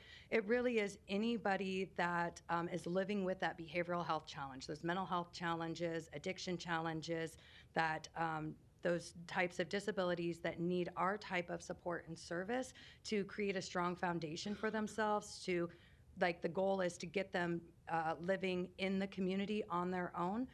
We hope to provide the least restrictive environments possible as we provide that support, and support them in, like I said, creating that stable foundation for their own maintainable recovery. So did I hear you right saying that some of these individuals might be on probation, formerly incarcerated? Correct. Possibly, on probation after being incarcerated? Felons? Any type of individual? How do you mean? Well, so define what type of individuals you're going to accept coming out of the prison system or being incarcerated. Again, that would be anybody living with behavioral health challenges, with those disabilities, mental health challenges, addiction, that need our support in trying to create that stable foundation for themselves. Could it include somebody that has those things that you just mentioned, but also be a sexual offender? So that was one of the things that came up at the community neighbor, and I think it came up also when we were talking transitional living application with City Council. That is one of the areas that we're willing to negotiate. I think we've talked about this before, that there are city ordinances, there are state ordinances, there are federal ordinances that tell people on that registry at the different levels that they're at where they can live and where they can't. We do and always have abided by those laws and regulations. People that are on the registry have to report where they live, where they reside. There are regulations in place that protect populations that might be vulnerable to them. However, if we did need a stricter policy on that, that was the one thing that we did tell neighbors that we were open to discussing. So would you object if I included as part of the conditional use permit here, a statement that just says you will not allow registered sexual offenders to be participants in your program? I would not object to that, no. Okay, you're on record. Yes. What's your success rate? That's a great question. So it just went out in our report, and I'm trying to remember specifically what those percentages And maybe define was. success first. Yeah, and it's really hard to track, to be honest with you, because there are some people that once they leave our programs, we have that continued relationship with them for years, right? And then there are other individuals that they come, they get the service, the support that they need, they move forward with their lives, or maybe they move out of state and we lose contact for whatever reasons. There's a multitude of different reasons. So it's really hard to track like what that looks like. But when we're looking at people like successfully, like when they leave our program successfully, part of that is when we're talking about corrections, it's not recidivating, right? It's not committing new crimes or getting new charges.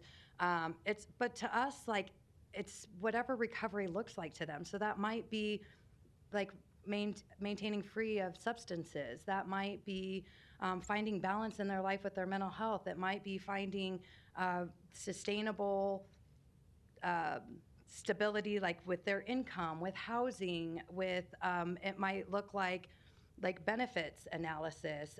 If they are on benefits, what does it look like? And they're hoping to work off of disability benefits, what does that look like? And we have programs and services that support them in navigating that process.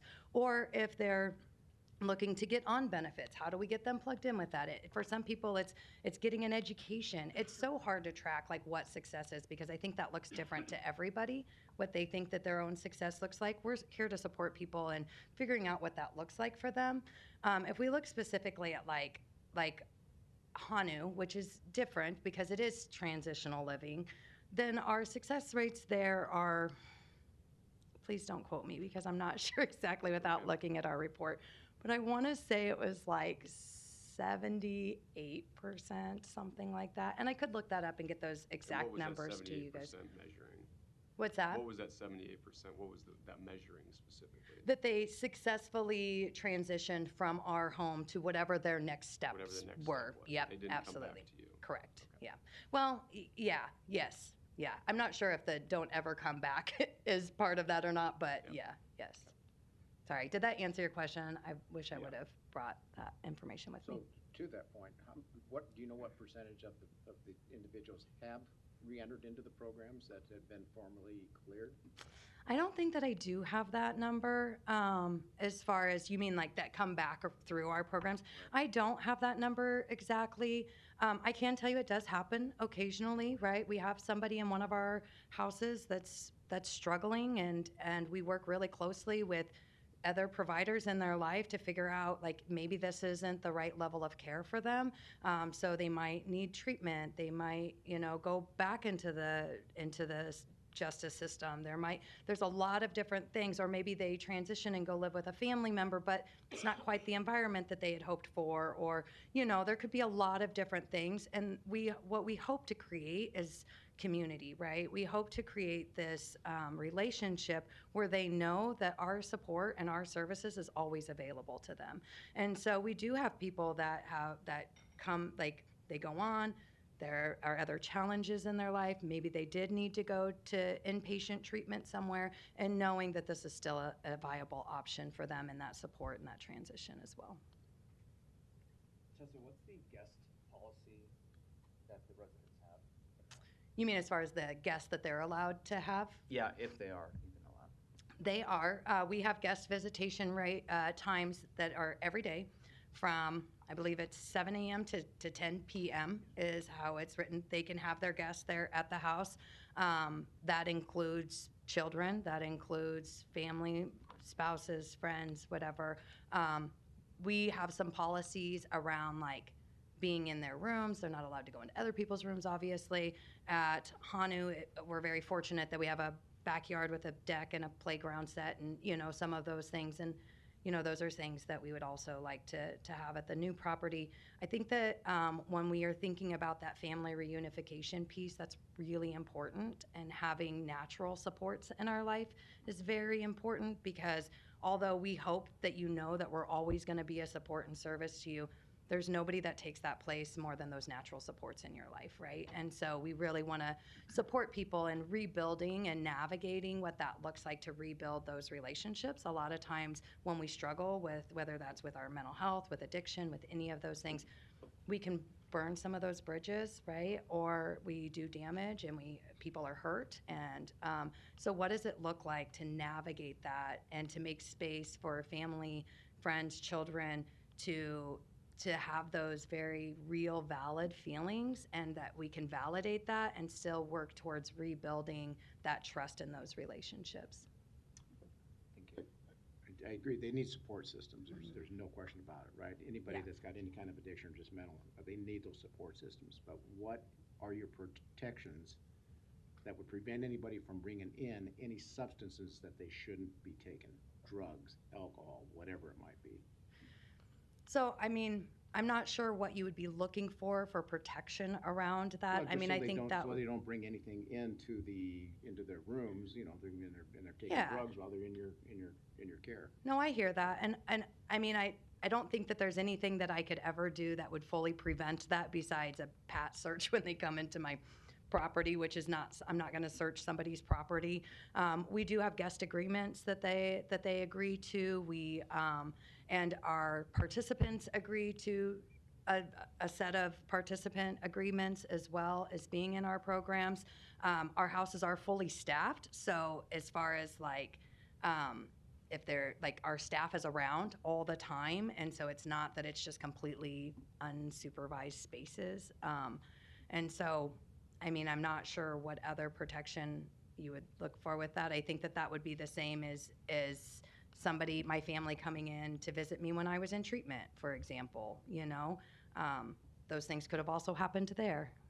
I'm sure you've seen that happen in some of in your facilities. I actually can't say that I have, to be honest with you. I can't say that that is something that I have specifically seen. I think that if that's what people are seeking, they usually have means of seeking that outside of our house, and they're not locked in, right? Like, they are free to come and go and live their life. And so I don't know why there would be a need for somebody to bring drugs into the house when they could, if that's what they were looking for, they could go get them from them, you know? They are there voluntarily. Effort Yes. in this, yes. Yeah. So I mean, no, that isn't something that we've ever caught happening or suspected even of happening, because like I said, you know, they go to work every day, they go to other programming, they go to appointments, they are with their families. There are plenty of opportunities if they're looking to seek those things that they can do that outside of our house. So I would assume that that's why that's not something that we've ever seen. Okay. Tessa, if somebody's not working out in the program, what do you do? How do you monitor that? How do you make a decision?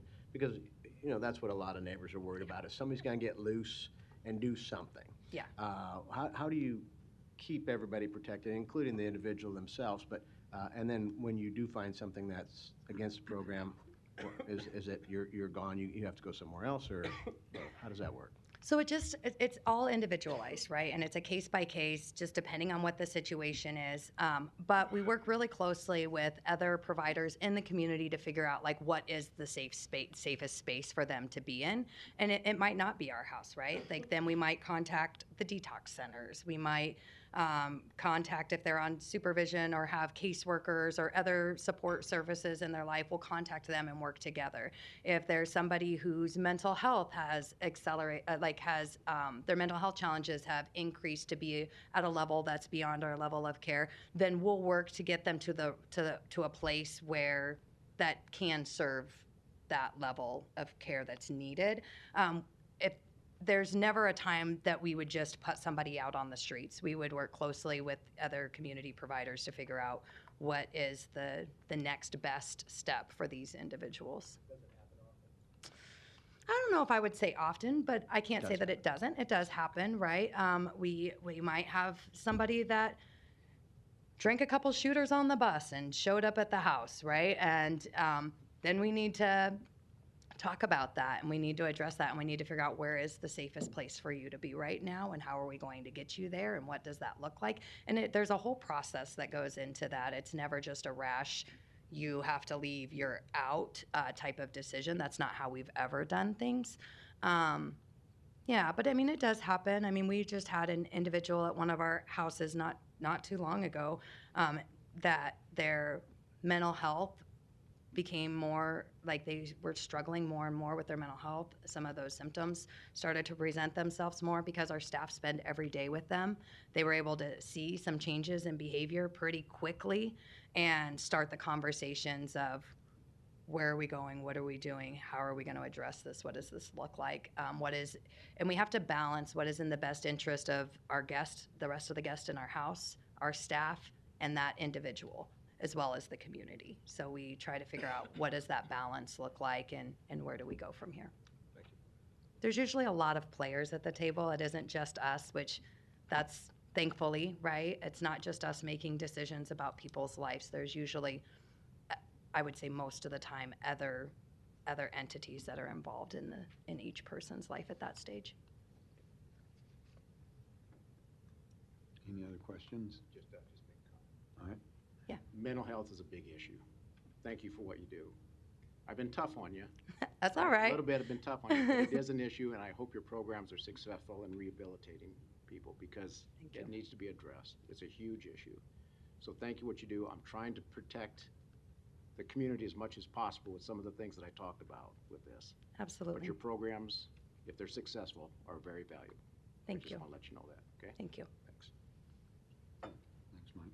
Thank you, Tessa. Any other proponents?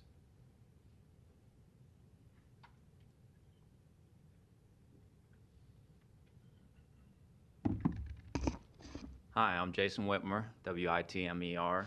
I live in Lincoln, Nebraska, 1224 North 26th Street. I'm just going to talk a little bit, and you can ask me any questions you want. I do want to say groups I'm affiliated with, my employments, etc. This is my personal testimony, so I might bring up a name, but it's not. That is their testimony.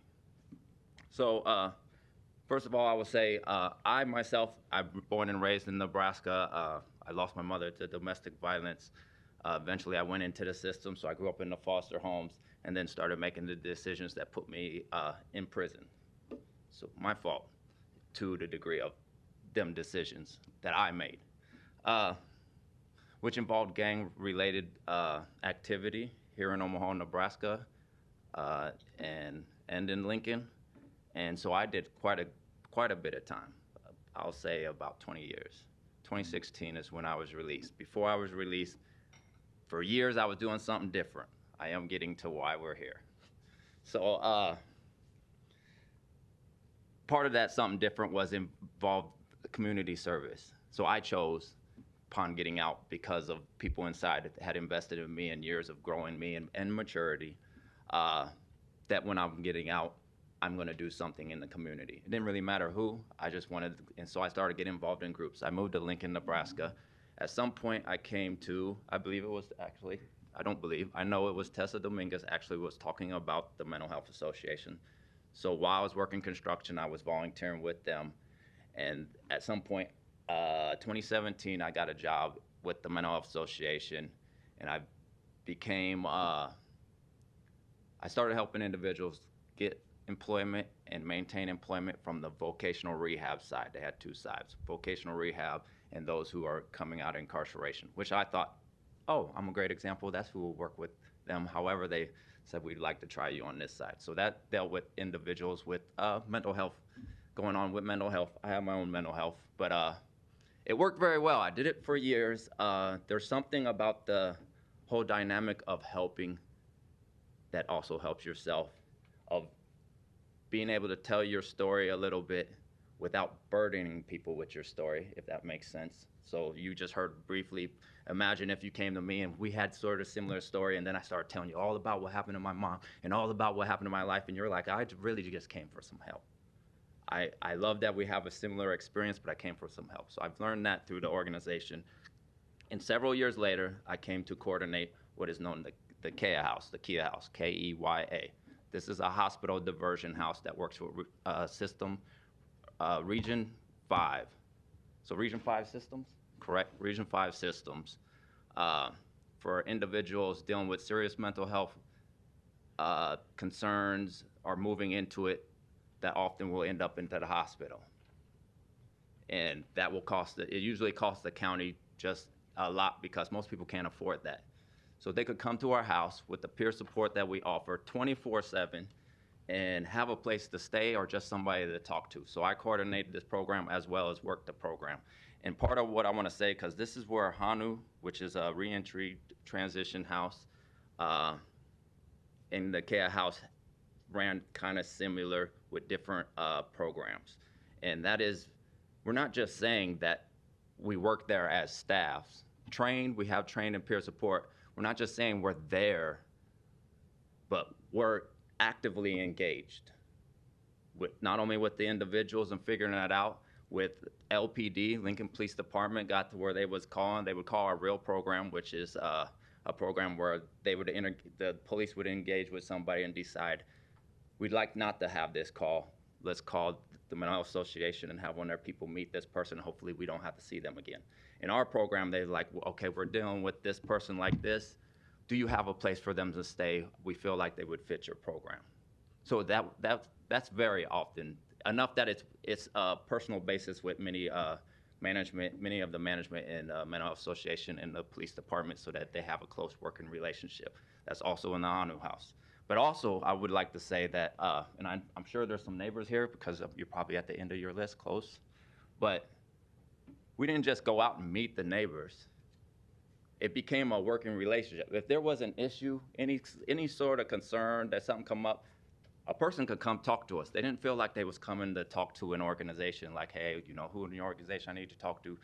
I would talk to the neighbors all the time, mow the lawn, we'd have events together. We did we're in the neighborhood association, not just to see what they're doing or just to present something so we wouldn't have a problem, but to build community and in the greatest community. So the Kea House went into a community that was not very happy about that. So we went into talking and we went into before it got put in, because that's something MHA does that other organizations don't do. They try to sneak it in and then deal with the problem.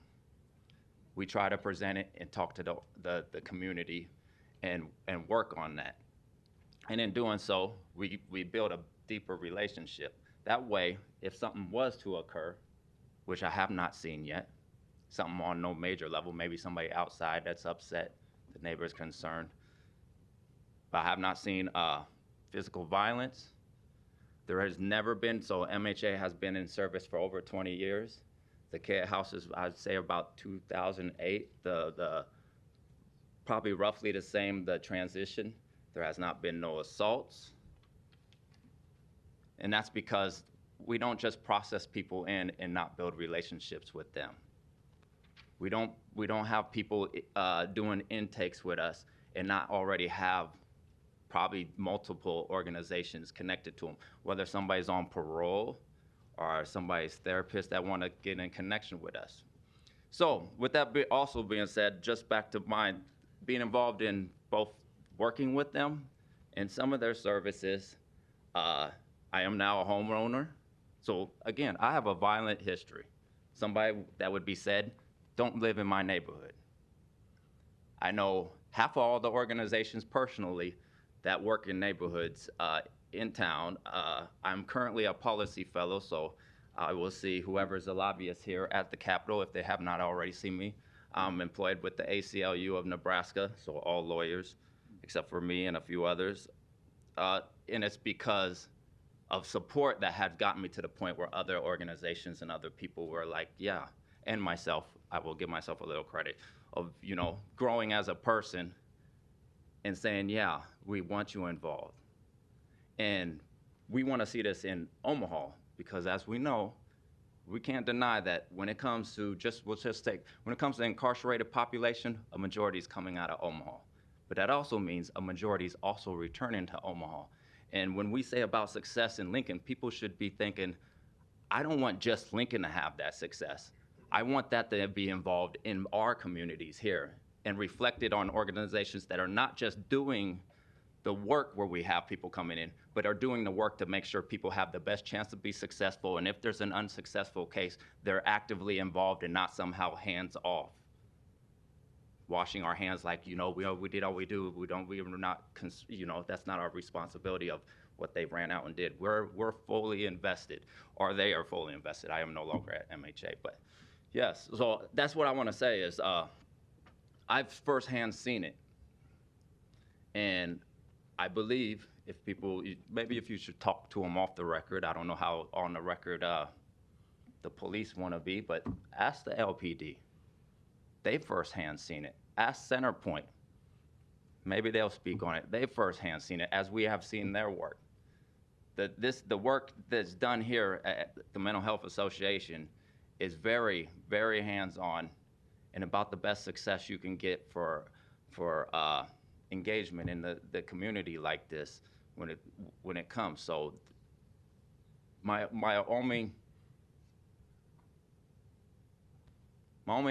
biggest hesitation is anytime it becomes not our neighborhood, because that's no longer a community thing. That's more of a segregation type behavior. It's like, we want all the problems to be in your neighborhoods, not our neighborhoods. However, the neighborhoods that invest in this, we also show up when they say, hey, I have a neighbor here that maybe you guys can make a relationship. Not a person in our program, but we build these relationships where we can do outreach like that.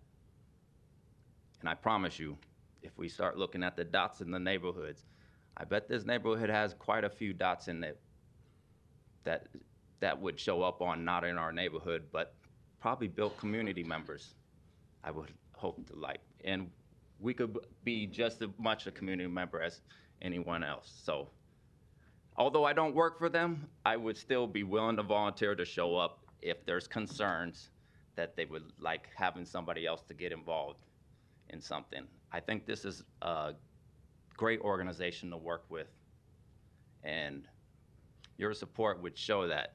We want organizations that are very hands-on and not these few pop-up that are just putting people in houses and having somebody show up and go, and then the problems build and build because it's not as hands-on as this is. So if you have any questions, I don't know if I spoke that well. Sometimes I'll readdress something I said like 60 times.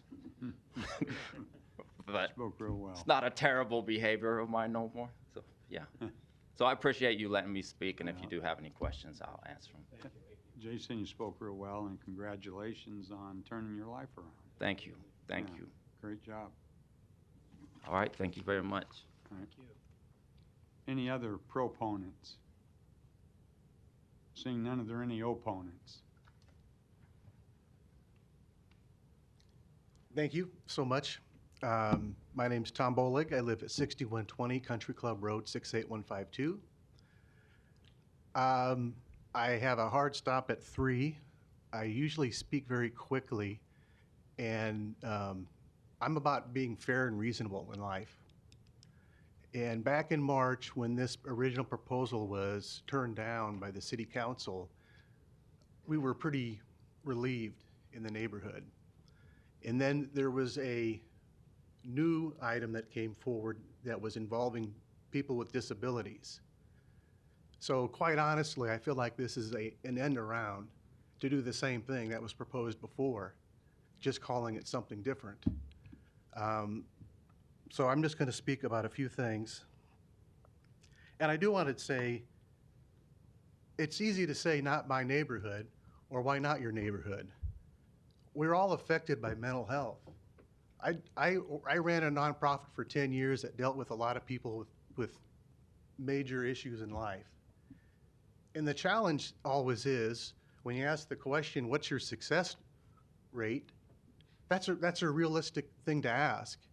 And when the response really isn't a response, well, what's success look like? That's a little scary for me. I have grandkids. There's an elementary school within walking distance, Springdale Elementary. Yale Middle School is like 5 blocks away. There's no guarantee of who's coming in and who's going out, good, bad, or indifferent. Honestly, after hearing the testimony today, I'm more concerned.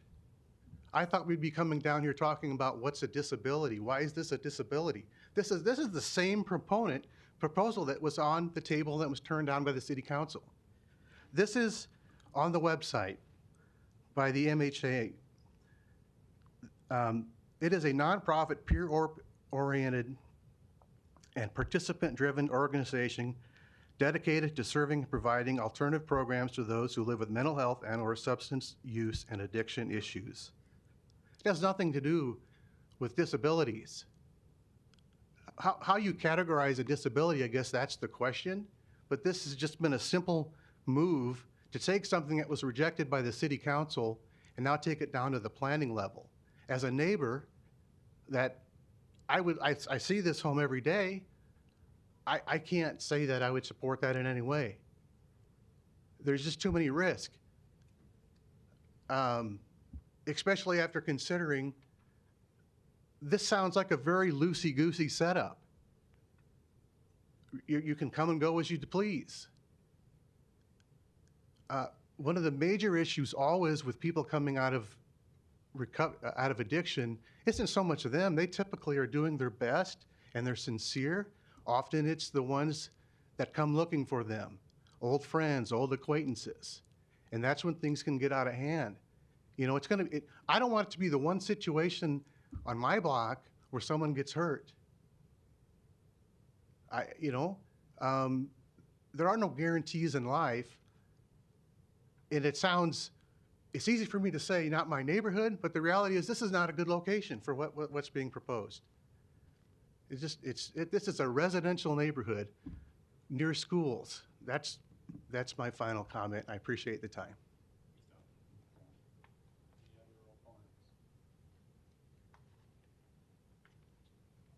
Hi, Jason Caskey, 6038 Country Club, Oaks Place, 68152. I am an attorney.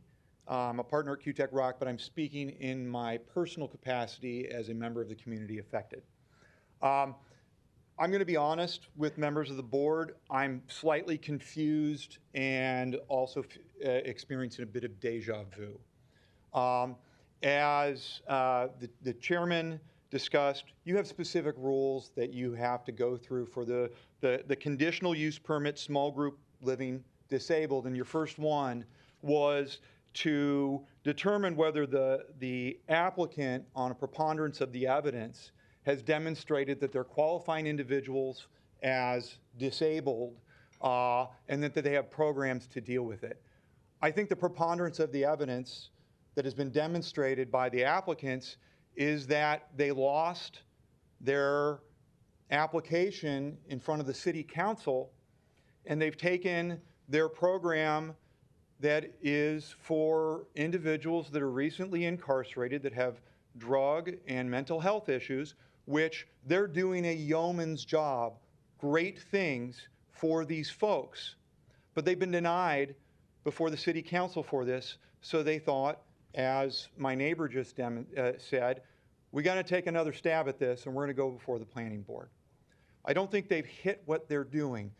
The use of the term disabled in common parlance may include having mental issues. It may involve substance abuse. But under the state of Nebraska, which has adopted the federal definition of disabled, it's a very, very rigorous test. And nothing was talked about the qualifications of these individuals as disabled as defined under state law. We're not here today to talk about all of the lovely things they're doing and the great things they can do for their constituents.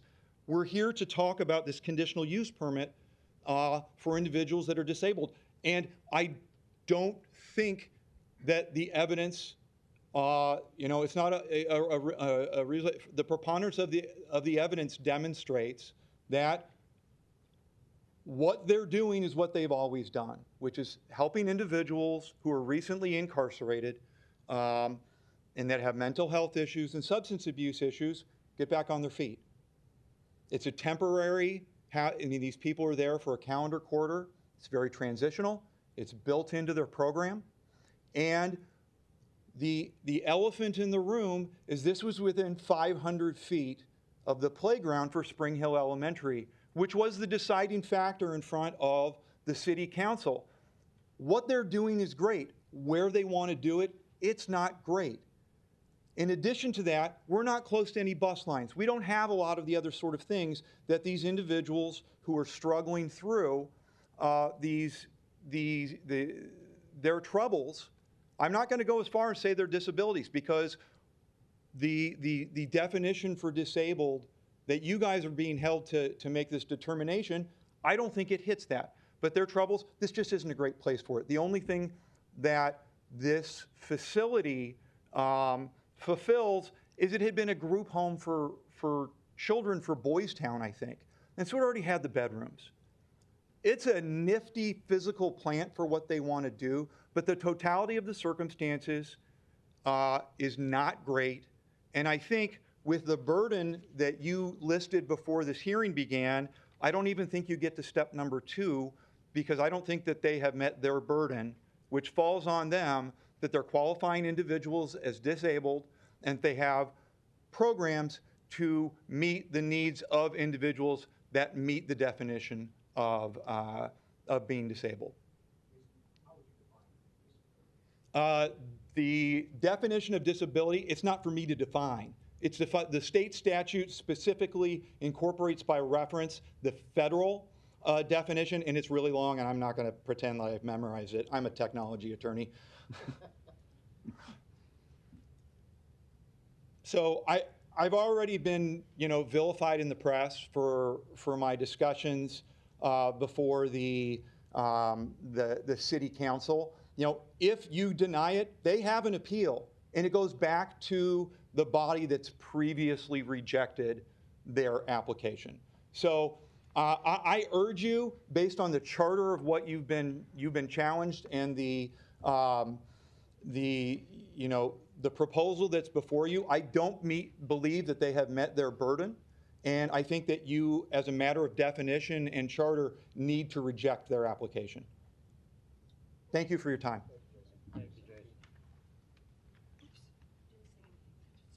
All right, come on up. Your opponent? Yeah, come on up.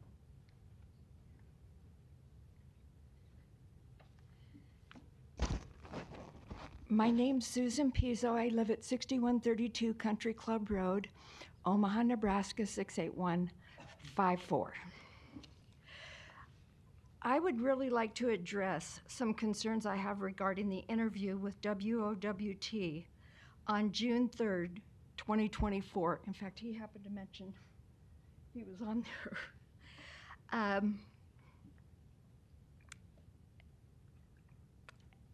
One of the things was, however, the Omaha City Council had the final say. After a lengthy, heated public hearing, the City Council said no to a permit.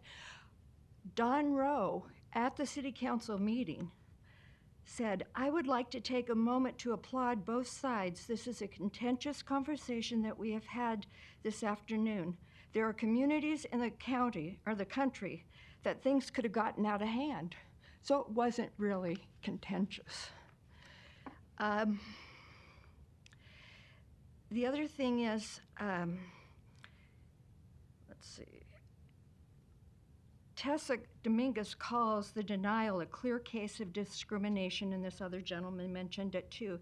Yet, at the April 5th, 2023 Planning Board meeting for the house located at 4810 Polk Street, neighbors voiced the same concern and used the same language, but she didn't go after them. I'm sorry, but true. You've heard it today. People that came up and opposed something, not in my neighborhood. But what she didn't bring, or what the news didn't say, is like in his case, Councilwoman Moulton and another, well, I don't know the other gentleman, because he was against everything that the city council had to bring up. I don't know if he goes to all the city councils and just does that. But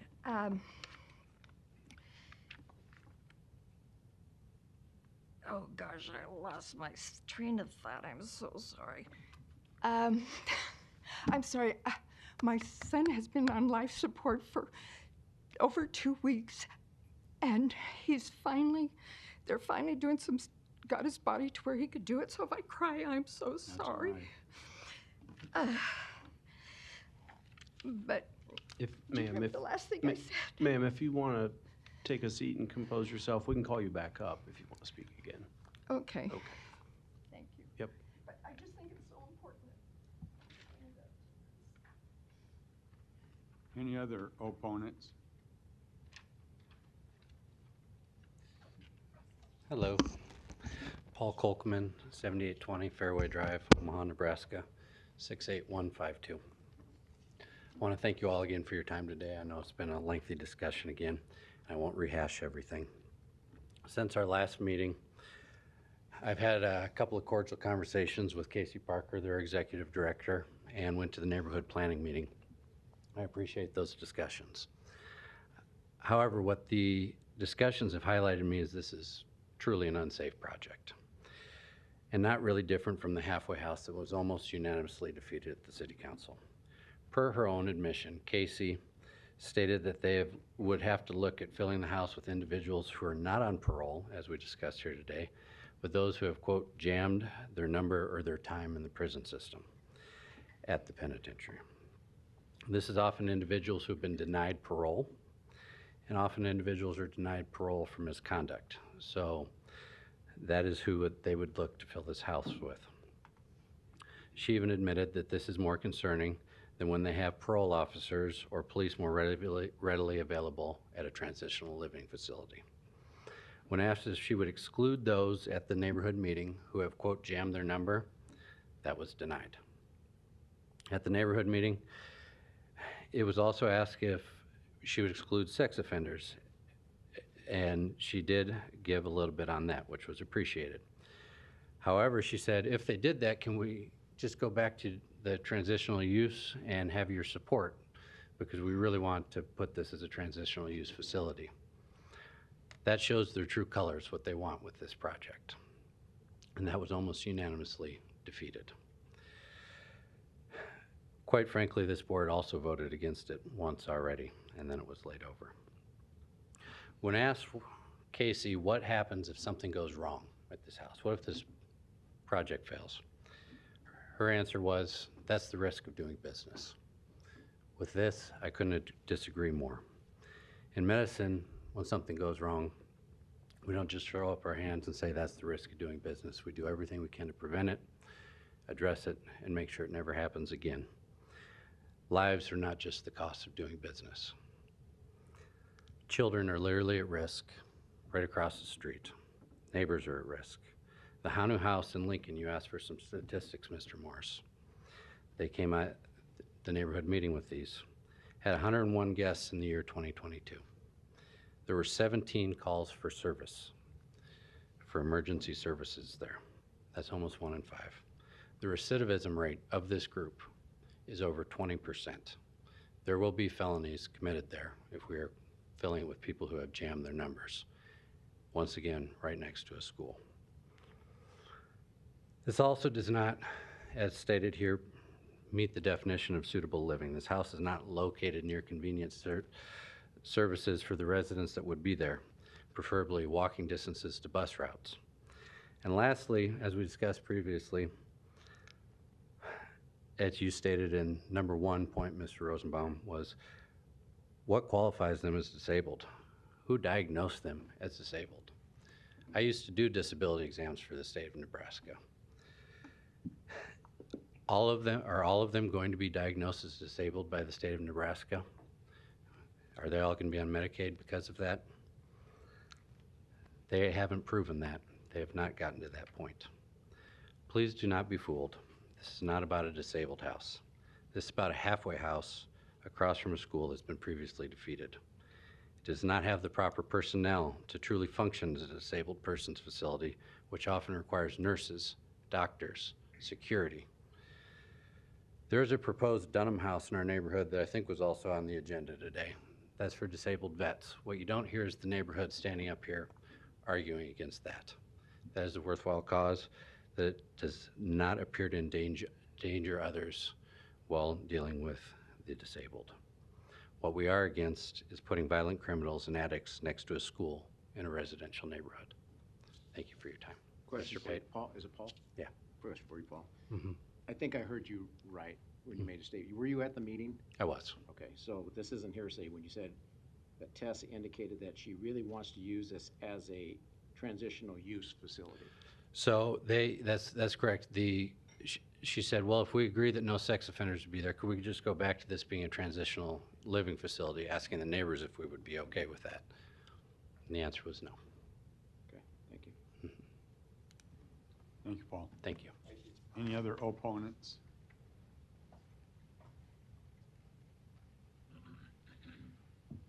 Eric Kruger, 7520 Fairway Drive.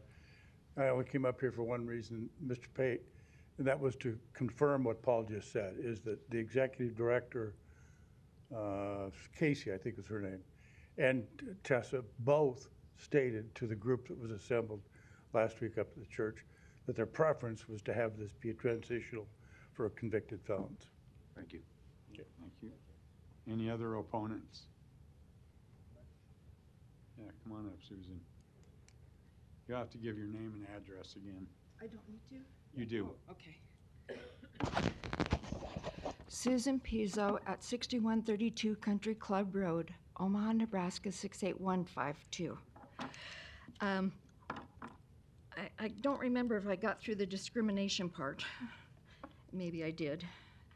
But it's not just the neighbors that are doing that or the city council. I mean, everybody that stood up and has been against something has, according to your terms, discriminated against them. Again, I'm probably going to just blow it, but again, in each one of their, each one of the circumstances that was mentioned on WOWT, including the gentleman back there that had got up earlier, it was left off. Okay, maybe they said, not in this area, this is not a good location, whatever. But what was left off is in each of those cases, and all the other cases that didn't get on the news, was the school. The reason why they were against it was the school. It's not just that it's so many feet away. If you were in their yard, you went across the street, there's a house, then there's that church. If you were moved her house to the other side, there'd be a house and a school.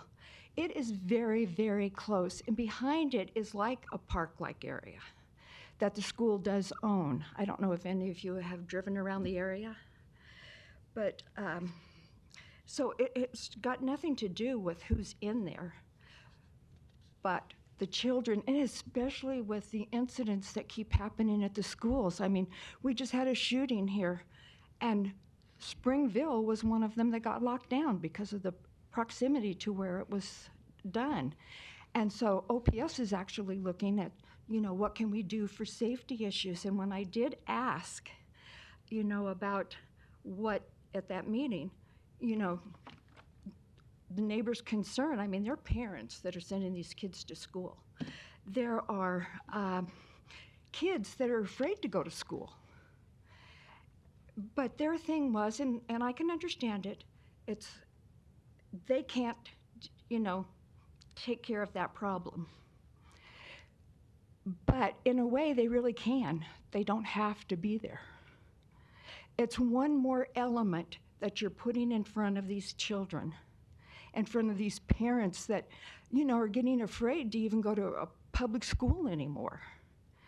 There's been over 50 shootings, over hundreds of incidents in the United States alone at schools. It just takes one. And to me, mental health is even more concerning because they are on drugs, and if the drugs aren't just right and you don't know for months, they could just go off. And I do realize that, 1 in 5 people in our community have mental health issues.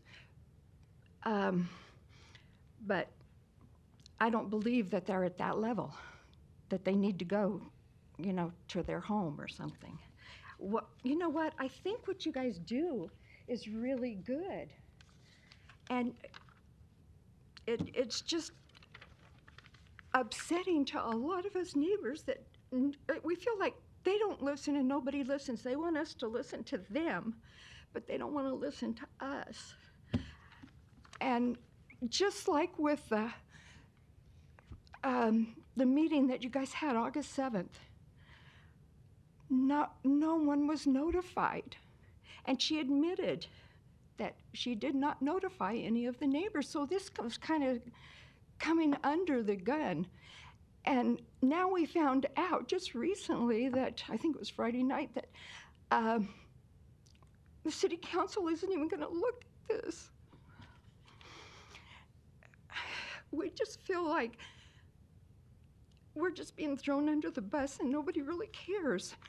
But when it comes to children, I do care.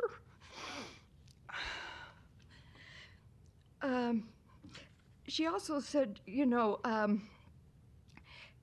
that their program is successful because they're in safe neighborhoods. Well, we just found out that our neighborhood's not as safe as I thought it was.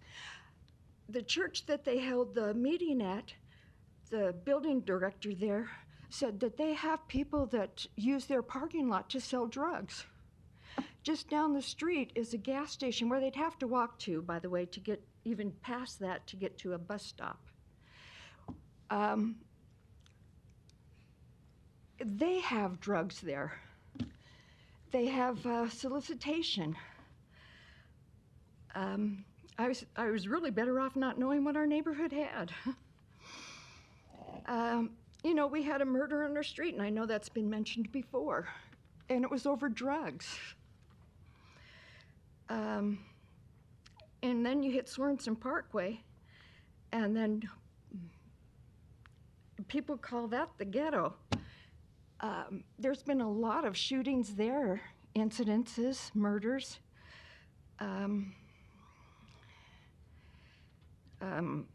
Our streets do not one street in our neighborhood has street lights. Not one. And that's very dangerous at night, because I've had to walk around holding a flashlight. What if I walk my dogs early in the morning or something? Also, it kind of concerns me now, huh? Susan, can I ask you to wrap it up here shortly? Oh, okay. 'Cause we got a lot of people waiting for other cases, so if you would, please. Okay, she did mention, I'll just end this then with the emails. She did say to the city council that she was going to utilize, somebody had showed her or told her how to send mailings out through zip codes.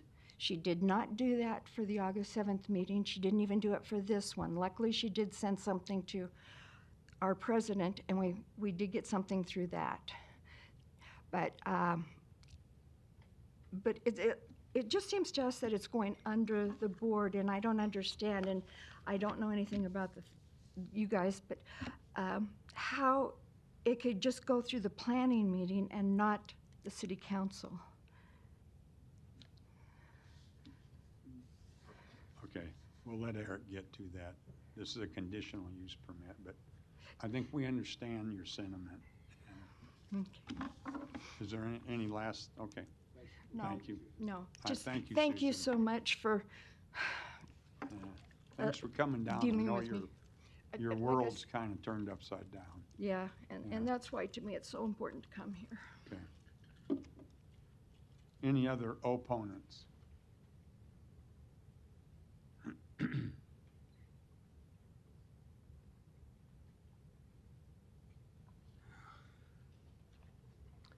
Tom Dutterer at 6132 Country Club Road in Omaha.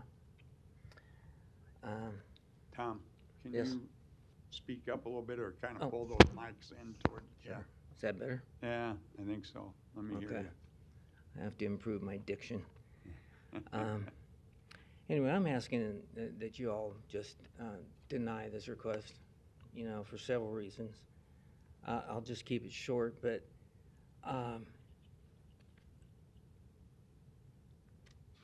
due to the fact that you previously denied it, as well as the planning board, the city council denied this, I think the risk is greater than any kind of benefit that they can try to,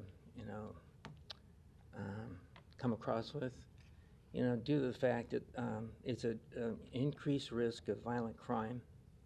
At this location being within, like Susan pointed out, within walking distance, of one elementary school and 3 other schools. And I just, for your information, I'd just like to give you a report from a research program conducted by a Professor Lee Logan at Grinnell College in 2022. And he found out that residential housing does not reduce reincarceration, and that residential housing actually increases violent crime by about 70%. And so that being said, and I'd like to request that, for future or even now, that the Mental Health Association would, be specific in the type of disabilities, because just in support of a previous, I know he was an attorney, I can't remember his name. Jason. But according to Nebraska, a disability is defined as a physical or mental impairment that significantly limits a person's ability to engage in major life activities. This includes activities such as reading, writing, learning, thinking, hearing, seeing, walking, or talking. And then in association with that, there's, I'm doing this off the cuff, but the state of Nebraska, as well as National Institute of Health and the Social Security Administration, have a variety of different classes of mental disabilities, or disabilities in general. And especially it's concerning to me that if they're all under doctor's care and supervision, then a lot of these disabilities are managed and controlled by medications. And a lot of the medications are controlled substances. So that brings another layer of complication to it, because now they're required to take care of any kind of controlled substances according to the Controlled Substances Act. And we were told at the meeting at the Olive Crest Church that any medications they might have, each person, if they have medications, or just have their own little lockbox. Well, that doesn't fall under the what the Controlled Substances Act says, that they have to have specific regulations for the control and dispensing of those. Anyway, I'm done, and I thank you for your time, and I appreciate you all being here. I don't know how you do what you do. Thank you.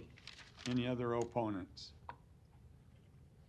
Seeing none, a closed public hearing. Tessa, give you the opportunity to come up and address any items you want to. Tessa Dominguez, 1645 N Street, Lincoln, Nebraska, 68508. I will just speak to a couple of things. One, our organization was established in 2001. Our priority population is and always has been people living with behavioral health challenges. I think that gets kind of confused about what does that mean, what does that look like.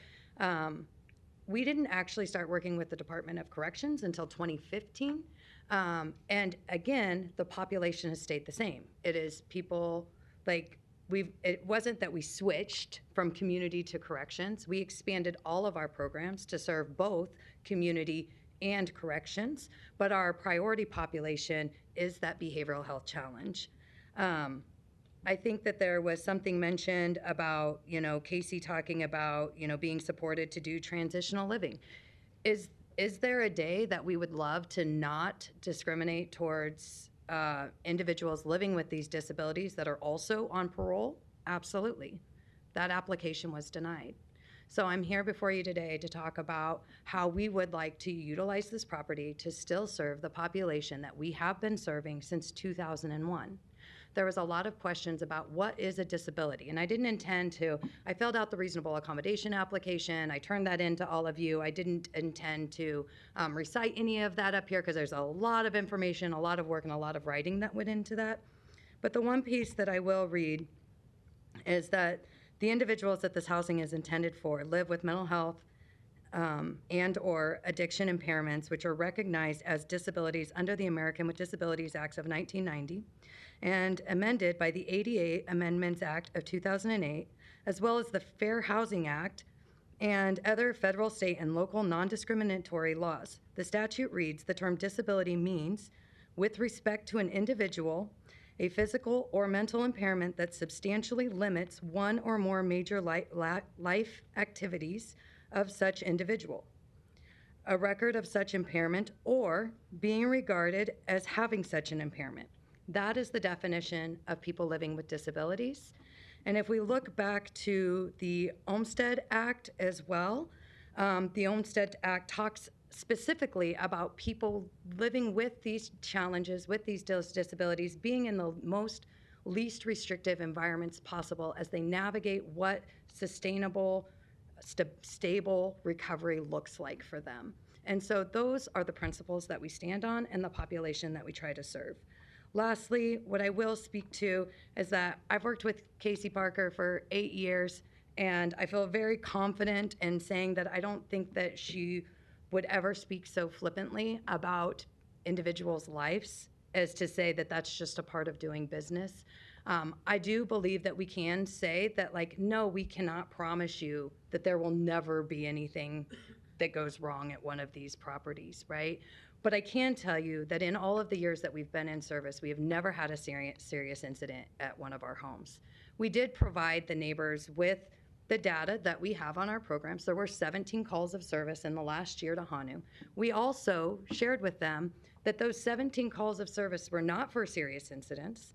They could have been for anything. It could have been somebody that came into one of our programs that was harmed before getting there, and we supported them and encouraged them to file a report themselves and called law enforcement to our house. It could be because parole had asked that they have support and coming to pick somebody else back up, or probation for that matter. It could have been because we have called and said, hey, we've got some concerns here of drug abuse. Those calls for services are like any number of things, but they weren't serious incidents. And oftentimes, like I said, they are also the resident themselves calling to report things or to utilize the community services that are available to them, which is our local law enforcement. But not one was related to violence? Not a single one. So Tessa, someone mentioned the dispensing of medications. Do you have the authority and ability through medical people that are on staff to dispense any medications? We do not. At our level of care, you have to be able to manage your own medications, right? That's the level of care that we're at. If you need somebody to administer medications to you, then you are beyond the level of care that we're able to provide. So it'd be no different than somebody living in their home that is prescribed these medications. The step that we do take, because we do have more than what you might think of just like within your household, right? You, your spouse, your children. So everybody is provided with lock boxes, and when they move in, they're provided a key to their room and a key to their lock box. They are asked that their medications are kept inside that lock box that only they have the key to, so that other people don't have access to them. So do you know if any of those individuals would have the ability to take scheduled or narcotics? You know, I can't. As part of their prescription? Yeah, I can't protocols? speak to that. That's between them and their medical provider, what prescriptions that they might or might not be on, you know, and their medical provider decides if that's the appropriate prescription for them or not. If there's a history of drug abuse, I think oftentimes medical providers do not approve those things. But again, that's not at our level of care. Okay. And how many facilities does MHA have? So we've had 3 houses in Lincoln. We currently have 2. Our 5-bedroom we moved out of and moved into a 20-bedroom. That's our transitional living house. And then the Kea house is also a 4-bedroom house. Okay. And of those facilities, how many of them are within 400 feet of a school? So the Hanu house, before it was moved to the 20-bed, when it was a 5-bedroom house, was I think there was like 1 or 2 houses between us and the elementary school right there on Calvert Street. And then You're where no Hanu. longer at that location, though, right? What's that? We operated there for several years. When we moved to a larger facility, now we share a parking lot with a nursing home, with the Lexington Assisted Living Home, who also had some of the similar concerns, right? Like we have a lot of elderly population living here, and what would that look like? And we've navigated that relationship with them to the point where now we do community events with them. We've done celebrated 4th of July. We've done pumpkin painting. Like they have hired some of our residents to come work for them. We have a real, they donate when people pass away and they don't have family members to pick up their belongings. They've donated those to our house for our individuals that are going to be moving out on their own. So we really have like worked really closely with our neighbors to figure that out. In addition to the Lexington, there's another assisted living across the street, and catty corner there is a daycare from the Hanu home as well.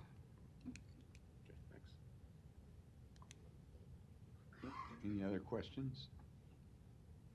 Did you say everything you wanted to say? I- Address everything you wanted to address? I hope so. Tessa, I Yeah. just have a quick question.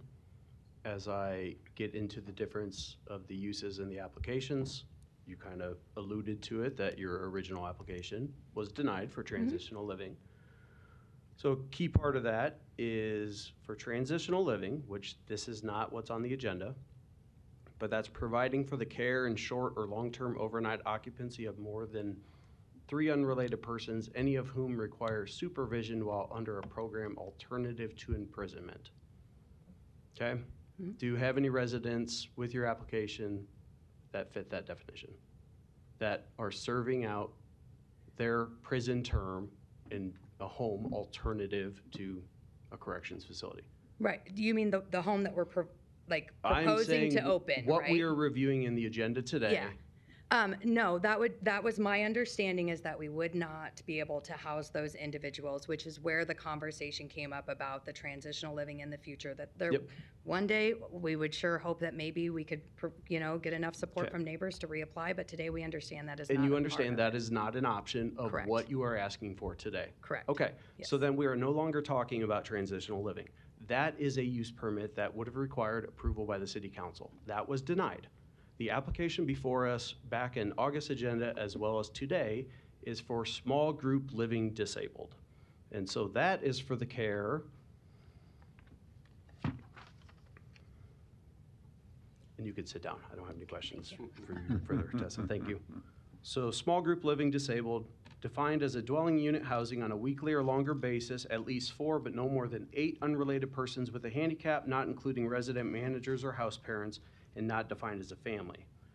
The zoning code also defines handicap with respect to a person, the following: a physical or mental impairment which substantially limits one or more such person's major life activities, a record of having such impairment, or being regarded as having such an impairment, but such term does not include current illegal use of or addiction to a controlled substance. The key there is current use of. The small group living disabled use type requires a conditional use permit. That is what we are here for, okay? That is approval or denial by the planning board. That does not go on to city council. That use type is permitted in every residential zoning district. If this property was zoned as everyone else's properties who spoke here today, it would be permitted. There would be no permits required from planning board. There might not even be permits required through our building and permits unless they were, making changes to the level that required a building permit, electrical permit, so on and so on. It's the fact that there is GC zoning, then it requires the conditional use permit, which we're here today. So I have a question for the law department to confirm, but my understanding, the definition of a disability is the same in our zoning code, our reasonable accommodation policy, state law, and federal regulations. Ms. Taylor from the law department, is that accurate? Jennifer Taylor, Law Department, that is correct. Our reasonable accommodation policy has the same definition as it exists in our code. It is confirmed in Nebraska state law, which is the same as is in 42 USC 12102 Federal Regulations definition of disability. All 4 are the same. Thank you.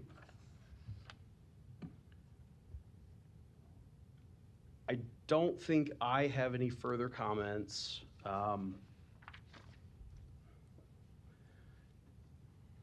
except that we touched on this in the pre-meeting, the concept of the city developing a reasonable accommodation policy and actually clarification and changes to our zoning code regarding many of these use types, including small group living, disabled, came about because of a lawsuit. And the city had been sued, and we were required as a part of that to adopt the reasonable accommodation policy as well as making changes to our zoning code. So, there's a lot of history that goes back. That is also why we have specific criteria that lays out, if there's another facility within 600 feet, if it was a permitted use, perhaps it needs to go to Planning Board and City Council for a special use permit, but it is still allowed. And so that's, we have a lot of criteria that we list in the recommendation reports, including this one, that we review as part of the application, making sure that it checks all the boxes and fits all those criteria. So obviously you can have as much discussion as you see fit or ask other questions, but I'll read the city's recommendation, and that is approval. Staff recommends approval of a conditional use permit to allow small group living disabled facility with a request for reasonable accommodation, subject to the 4 conditions in the recommendation report. Is there any other comments or discussion? Yeah, I'm not going to make the motion, but if anybody is going to make the motion to approve the recommendation by Planning Department, I would also like to include in there that they will not allow, for this conditional use permit, will not allow registered sex offenders as residents as one of the conditions in there as well. So if anybody's making that motion, be willing to add that clause in there. But I'm not going to make the motion. Okay. Any other comments, questions? Do we have a motion?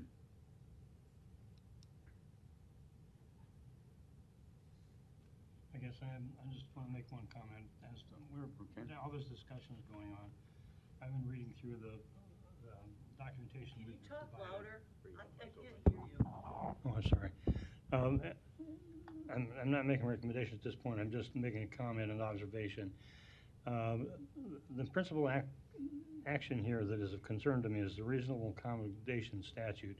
And when you look through the synopsis of the Civil Rights Act, the Rehabilitation Act, the American Disabilities Act, Civil Rights Act, Nebraska Fair Housing Act, all those things appear to me that it's very difficult to deny this without incurring some risk. These people have to be accommodated somewhere, and this is a reasonable accommodation for it. And I don't object to your comment about the convicted sexual predators or whatever. Although it's somewhat redundant, as they can't live anywhere. We're only 250 feet away from a school, which is not a place where they could be. So that's just my observation. So. And Tessa did go on record that she would not be opposed to that. Correct. Correct.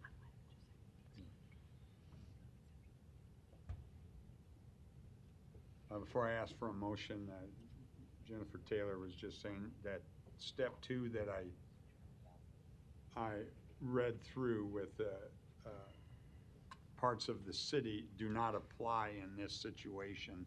The city has already looked through it, and it's not a problem for the city as far as the burdens of what step 2 lists. So do we? Maybe a little clarification on that then. When you say the city, Jennifer, if you wouldn't mind. Jennifer Taylor, Law Department. So as Chair Rosenbaum indicated, step 2 of the analysis under a reasonable accommodation is obviously after you've determined that the application meets the requirements in step 1, the application must be approved unless the accommodation would impose undue financial or administrative burden upon the city. It would constitute a fundamental alteration of the city's laws, policies, or processes, or in the city's efforts to comply with the spirit of the request, an alternative accommodation is approved. None of those 3 actually apply. Correct. Maybe I did a poor job of explaining. No. It's a difficult interpretation of, so I just need to clarify. Okay. Now then, any other comments? Okay, do we have a motion?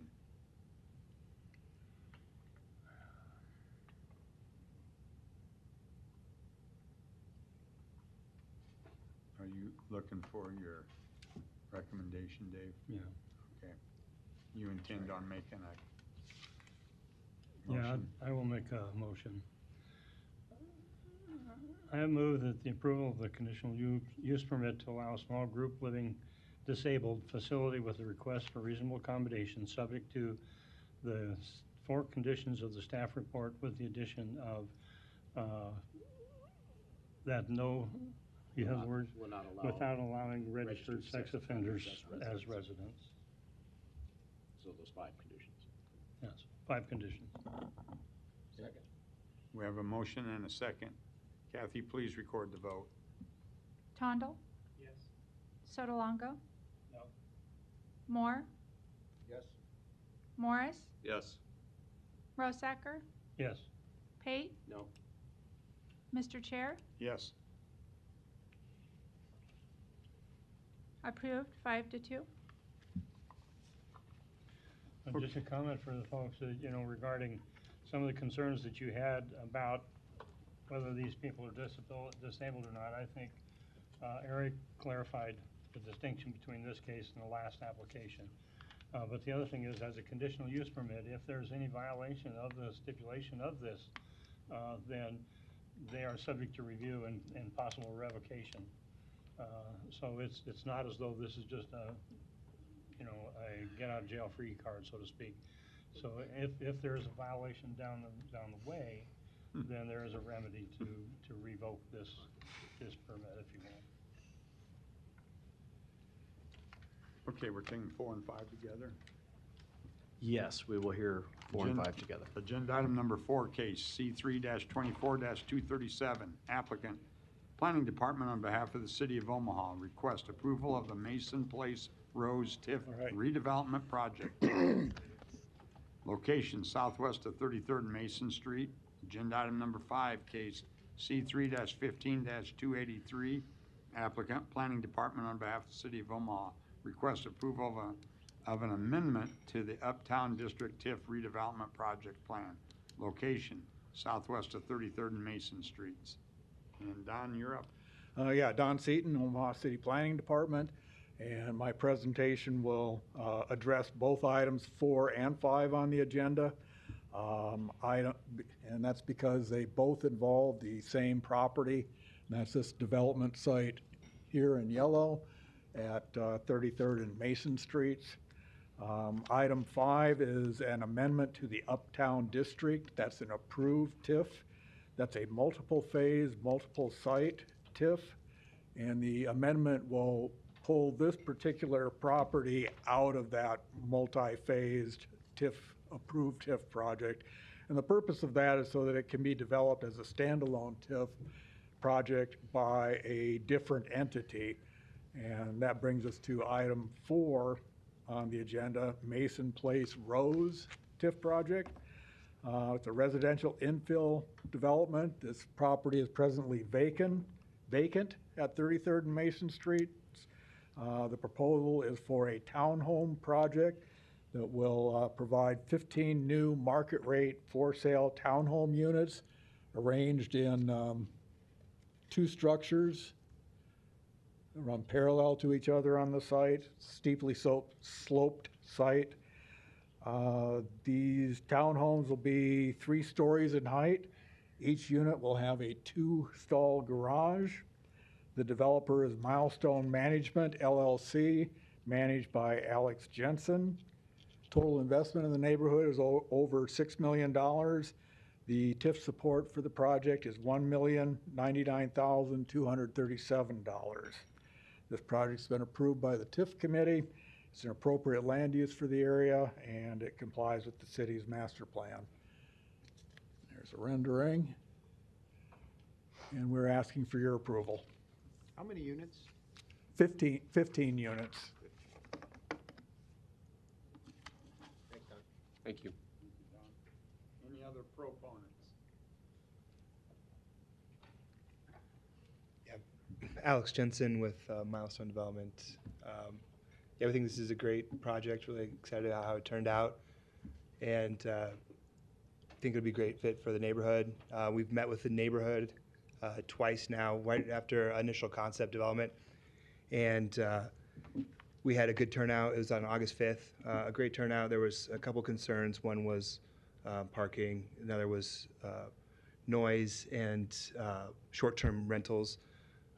We're not asking for any on-street parking. Every townhome has two garage stalls, so all resident parking is off the street. And then we told them that we're going to put in the covenants for the HOA, quiet hours after a certain time, and a limit on short-term rentals, or prohibition of short-term rentals. So they were really pleased. We had a follow-up meeting last Wednesday, the 25th. Not many people showed up that time. Just one resident who's right behind us, who's immediately affected by our development. But they said that if their work schedule allowed, they would show up for in support of this project. So we really engaged the neighborhood, and everyone seems very pleased. So, thanks. Thank you. Thank you, Alex. Any other proponents? Seeing none, are there any opponents? Seeing none, close public hearing. Did you want to add anything there? Yeah, so on the consent agenda was the plat and the PUR that were approved, so this goes along with those two entitlements. We appreciate working with the applicant. There's been some back and forth, so we're really pleased with the product that they're bringing forward. You know, there's a great need for sale products, so we're excited about that. And a handful of years ago, we had this site, and there was quite a bit of opposition. So good job with discussions with the neighborhood. For agenda item number 4, staff recommends approval. Do we have a motion? Motion to approve. Second. Sorry. We have a motion and a second. Kathy, please report the vote. Sotolongo? Yes. Moore? Yes. Morris? Yes. Rosacker? Yes. Pate? Yes. Tondel? Mr. Chair? Yes. Approved, 7-0. For agenda item 5, this is the amendment to the previously approved TIF plan. Staff recommends approval. Do we have a motion? Motion approved. Second. We have a motion and a second. Kathy, please report the vote. Moore? Yes. Morris? Yes. Rosacker? Yes. Pate? Yes. Tondel? Yes. Sotolongo? Yes. Mr. Chair? Yes. Approved, 7-0. Agenda item number 6, case C3-24-239, applicant Planning Department, on behalf of the City of Omaha, request approval of the Green Lake Midtown Apartments TIF redevelopment project plan. Location 3511 Howard Street. And Don, you're up again. Thank you, Chairman Rosenbaum. Good afternoon, Don Seaton, Omaha City Planning Department. This is the Green Lake Midtown Apartments TIF project. It's another residential infill redevelopment. It's on a vacant lot at 3511 Howard Street in Midtown, not all that far from the project you just looked at. This proposal, however, is for an apartment building. Be new construction, apartment building with 15 market rate rental units. Building is 3 stories in height. There'll be 7 on-site parking stalls and another 3 parking stalls in the adjacent right-of-way. The developer is Green Lake Development, LLC, managed by Justin Spooner. Total investment in the neighborhood is about $2.9 million. The TIF support for the project is $418,139. This project has been approved by the TIF committee. It's an appropriate land use for the location, and it complies with the city's master plan. And we ask for your approval. Okay, thank you, Don. Any other proponents? Good afternoon, Planning Board members. Justin Spooner, Green Lake Development, LLC, 11516 Miracle Hills Drive, Suite 400. Not too much more to add onto what Don said, except that we have been in front of this board before last year to seek rezoning, so thank you for that, and informed you all that we did meet with the neighborhood at that time. We've also met with numerous individual neighbors in the neighborhood to make sure that we've alleviated any concerns, and there wasn't any at that time of rezoning, and we ask for your support in this redevelopment agreement today. Thanks, Justin. Thank you. Okay, Thank you. Justin. Any other proponents? Seeing none, are there any opponents? Seeing none, I'll close the public hearing. Any additional comments, questions from the board? Well, the department did work with the developer last year with the TOD rezoning and the PUR. We're supportive of the project and recommend approval. I heard the voice from. Where did that come from? Got to keep these guys on their toes, make sure they're paying attention. Thanks. All right. Do we have a motion? Motion to approve. Second. We have a motion and a second. Kathy, please record the vote. Morris? Yes. Rosacker? Yes. Pate? Yes. Tondel? Yes. Yes. Sotolongo? Moore? Yes. Mr. Chair?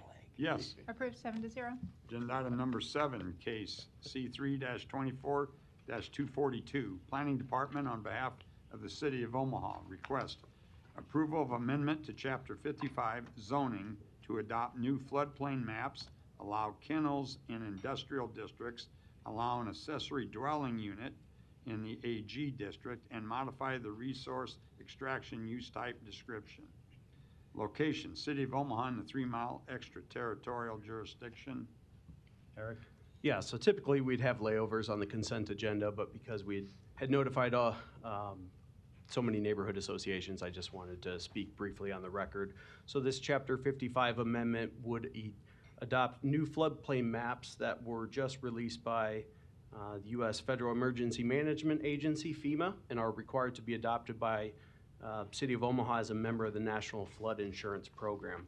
There would also be a few other proposed changes which would allow the kennel use type with approval of a conditional use permit in LI, GI, and HI districts, as well as allowing an accessory dwelling unit within the Ag district with approval of a conditional use permit, and then finally a small edit to the resource extraction use type. However, we have a recommendation for layover. As part of zoning code amendments, we are required by state law to notify every registered neighborhood association with the City of Omaha. And there unfortunately was a technical error that occurred, and there were a handful of associations that were not notified. So we caught that beyond the point that we could take this off the agenda. So we will bring this back in the future to fix that error. Any other proponents? Seeing none, any opponents? Seeing none, close public hearing. Comments, questions? Recommend layover. Okay, do we have a motion? Motion to layover. Second. We have a motion, a second. Kathy, please record the vote. Rosacker? Yes. Pate? Yes. Tondel? Yes. Sotolongo? Yes. Moore? Yes. Morris? Yes. Mr. Chair? Yes. Approved 7-0. We'll take agenda items number 8 and 10 together. Case C3-24-243, applicant Planning Department on behalf of the City of Omaha request approval of amendment to the future land use element of the city's master plan from low-density residential to high-density residential. Location, northwest of 32nd and Y Street. Agenda item number 10, case C10-24-181, C12-24-182. Applicant, Southside Redevelopment Corporation. Request, preliminary and final plat approval of Drews Hill Replat 1, a minor plat inside city limits with approval of a rezoning from R535 to R7. Property is located within an NCE overlay district. Location, northwest of 32nd and Y Streets. Ms. Kelly, is she presenting or? Oh, I'm sorry. Terry Morrison with Earhart Griffin and Associates. I'm the civil engineer working for the developer. I can answer any questions you may have. Okay, thank you. Any other proponents? Hi, Bill Lukash, 903 South 184th Avenue Circle, Elkhorn, Nebraska. Apologies. Just a little bit about the Y Street townhomes. I know you know a little bit about them already, but this development is part of the CNI South redevelopment effort. The City of Omaha and the Omaha Housing Authority with our partners Canopy South and Brinshore Development, who I work for, received a $50 million grant from the United States Department of Housing and Urban Development to redevelop this site. As planned, this is a 14 townhome development located between 32nd, around 32nd and 33rd and Y Street. Pardon me, the site is within walking distance of a bus route, Upland Park, Miguel Keith Park, and Indian Hill Elementary School. As planned, of course, it is 14 three-bedroom units, 12 townhomes, and 1 stacked building with 2 units. The lower unit in that stacked building is accessible. All units will be designed to and built to the same contemporary look and market rate standard. 11 of those units will be available to households earning 80% area median income or less. The remaining will be market rate units. The development will be supported by 7 project-based vouchers provided by the Omaha Housing Authority. That doesn't necessarily mean that we will have 7 families from Southside Terrace move there, but they have the opportunity, the choice, to move there if they choose to. I don't know if I have too many other notes, but so yes, of course, the most important one. We did meet with neighborhood residents and the Choice Neighborhood Housing and Implementation Committee last Wednesday about this development. That was our first outreach effort. We did receive a lot of comments from that organization and from neighbors about the likes and dislikes about what we proposed at that time. We are going to take those comments to heart, look at what we can do to make the site look and work a little bit better based on the feedback that we got. We're in the process of doing that. We don't have an answer right now about that, what we're going to do, but we are going to regroup and meet again with the neighborhoods and the Housing and Implementation Committee later in October. I think the 19th is that date, and we will continue to engage with the neighborhood about the development as we move along. But for right now, this is our very early stages of this development, and we're still working through design and all those types of things. So. And this will be a variety of rates, market rates, low income housing as well? Yeah, so there will be 3 market rate units. There will be, the rest will be available to households earning 80% AMI or less, area median income or less.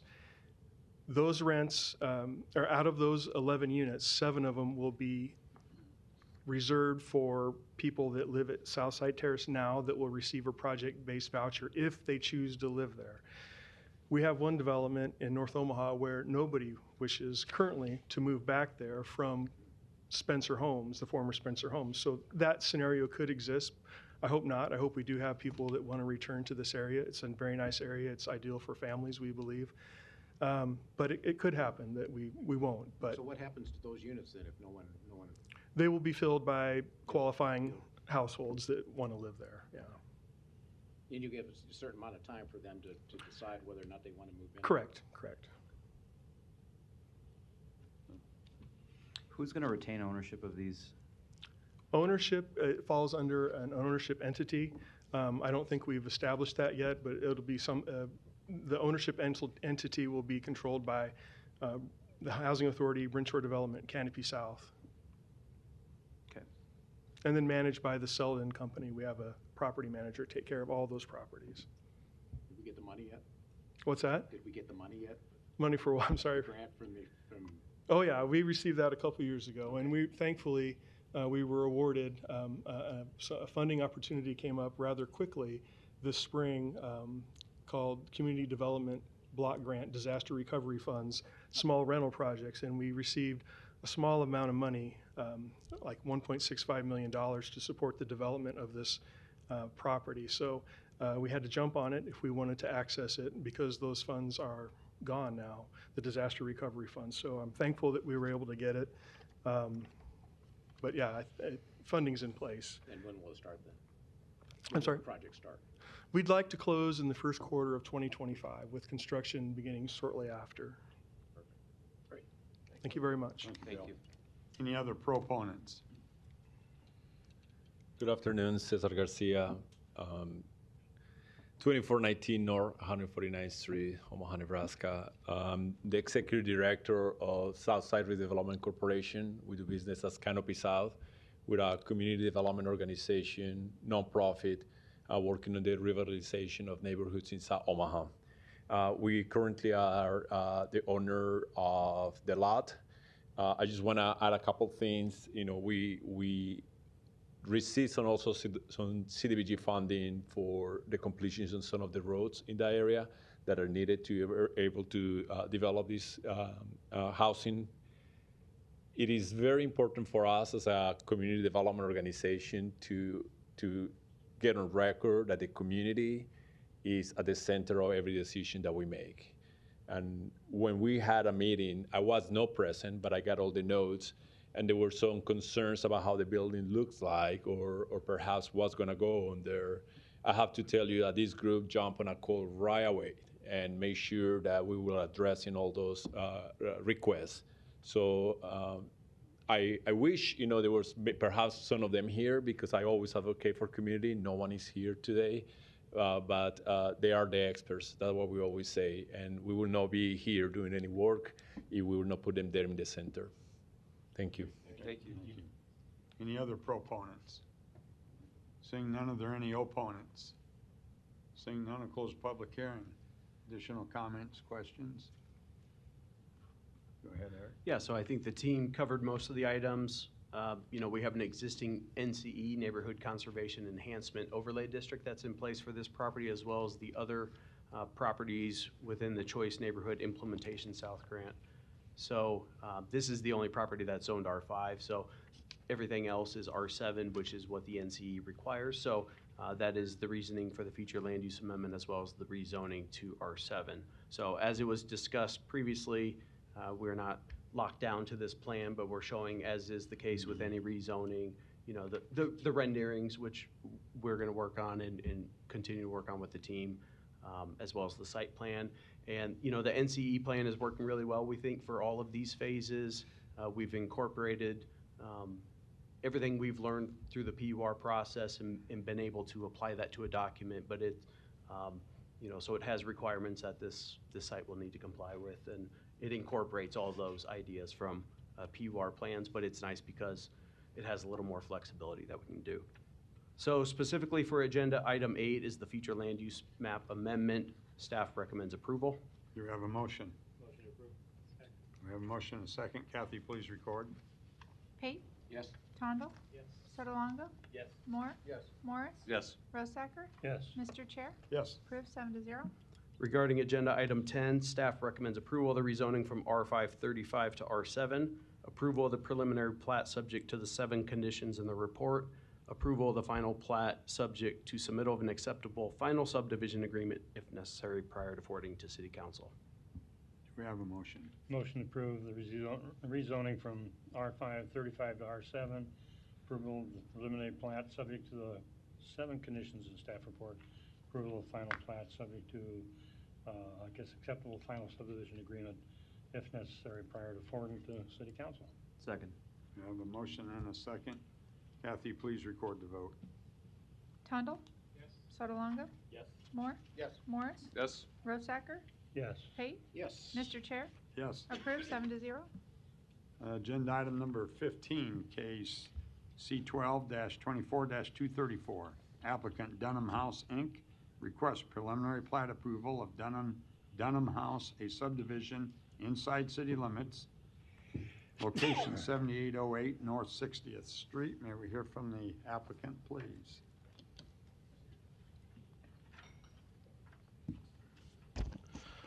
Ben Drews, 10836 Old Mill Road with Thompson, Dreesen, and Dorner. Here to answer any questions about the project. Sorry, what was the name? Ben Drews. Okay, thank you. Any questions for Ben? Okay, thank you. Any other proponents? They're all observers. They're all No, observers. sure don't need to. don't wanna Only wake if, you up, only Doug. if you feel inspired or you're a politician that can't. Oh, I'm sorry, Howard. I think it's a good, positive word. Others have a different point of view. My name is Hal Dobb. I live at 314 North 97th Court, Omaha, Nebraska 68114. My comment, besides I hope your familiarity with this project and the great neighborhood meeting we had with 21 or 25, all in favor of it. Some were here at previous item on your agenda. But I'd like someone to move to amend the recommendation to name the street Dunham Street or Dunham Circle, or a name appropriate to the project, as opposed to a name that has no relevance to it and is not marketable relative to the neighborhood and the use of the project. So on your approval, if you can amend the city's recommendation for approval, assuming that's going to happen, to let the city council know that you believe that the street should be named after the Medal of Honor winner after whom the project is named. Thank you. Thank you. Thanks, Al. Okay, anyone else? Proponent? Nope. Any opponents? Nope. Close public hearing. Additional comments, questions from the board? Eric, did you want to address Hal's? Yeah, I'll just touch on, you know, the city's comment in the recommendation report about the naming of the new east-west street. So, you know, Chapter 34 of the Omaha Municipal Code has a chart basically that lays out, you know, streets that are in our system that, you know, it goes through all of the streets, basically 100, 200, 300 south of Dodge, so on until the county line. And then there's also a table for properties both north and south of Dodge. And so, you know, the reasoning behind that is uniformity throughout the city as you know, safety and you know, police and fire. I know that maybe perhaps GPS has advanced quite a ways, but that's the reasoning for our comment. Now, there is another option that we feel is appropriate for the naming of a street after an individual, and that is based on Chapter 27 of public property.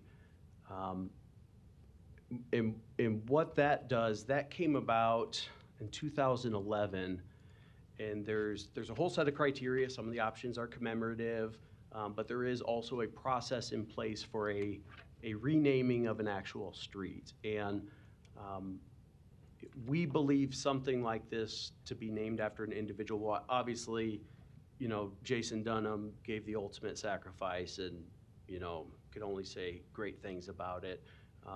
The city does have a process in place for naming streets after individuals or just renaming streets. So we believe it should go through that process after the plat has gone through and has been recorded. Involved with that, there's a city naming committee that includes, you know, the planning director serves as the chair. It includes public works director, police chief, fire chief, parks and rec director, library director, and then 3 citizens appointed by the mayor. After the city naming committee, it would come on to planning board and then city council. And there's specific criteria that are in place for what an application needs to entail. So we feel that is the appropriate step kind of down the road is where the city stands. How long of a process usually is that, Eric? Probably about 3 months. Yeah. And one of the conditions, conditions in here is, number 10 is to change the proposed street name to Sheffield Street. So Yeah. why is? Well, so Sheffield, so there would be some other options. You know, I could look, there's some other ranges and some other street names. That's the specific distance north of Dodge that would fit in where this proposed east-west street is. So that's kind of our naming convention. We utilize this chart. But there are some other options that are close within Sheffield, but that's obviously not Jason Dunham Drive. So, you know, I don't think the applicant would want King Street or, you know, whatever those other options are, but we'd be willing to work with them on those. But in theory, by the time they get to the point where the construction work is done, that could be already done. Construction starts next. The naming, the renaming of the street.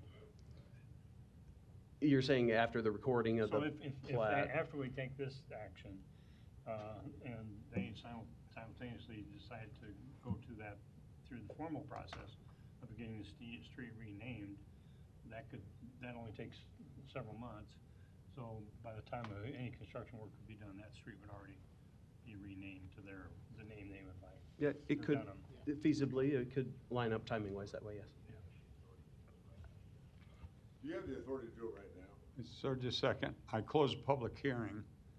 But if you want to come up and make a comment, give your name and address, and if you can keep it short. I'll keep it as short as I can. My name is John Folsom. I'm the Executive Director of Dunham House. I live at 1719 North 60th Street, Omaha, Nebraska, 68104. I appreciate Eric's comments, but he's wrong. If you look at, if you think there's any order to Omaha street naming, you're all insane. There's no order whatsoever. And all you got to do is pick up a map of Omaha and follow the streets. For example, let's go to Sheffield.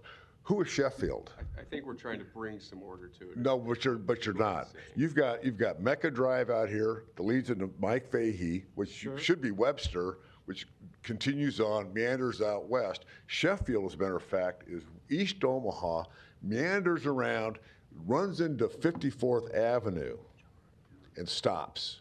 Picks up. I think it's on Grand Street. Picks up into Grand.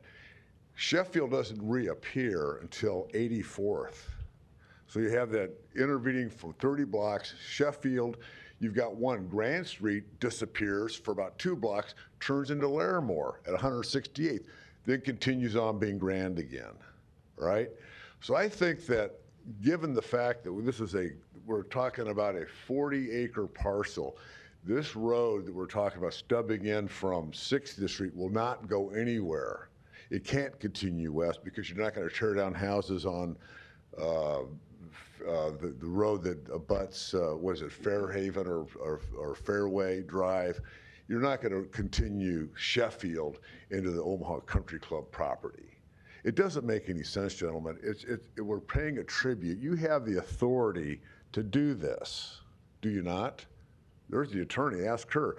Do you have the authority to let the city council decide what to do with this thing instead of a lot of legalese and I charter this, charter that? When you want to do something, you can do it. Just do it. Thank you, John. Thank you, John. Did you want to add anything?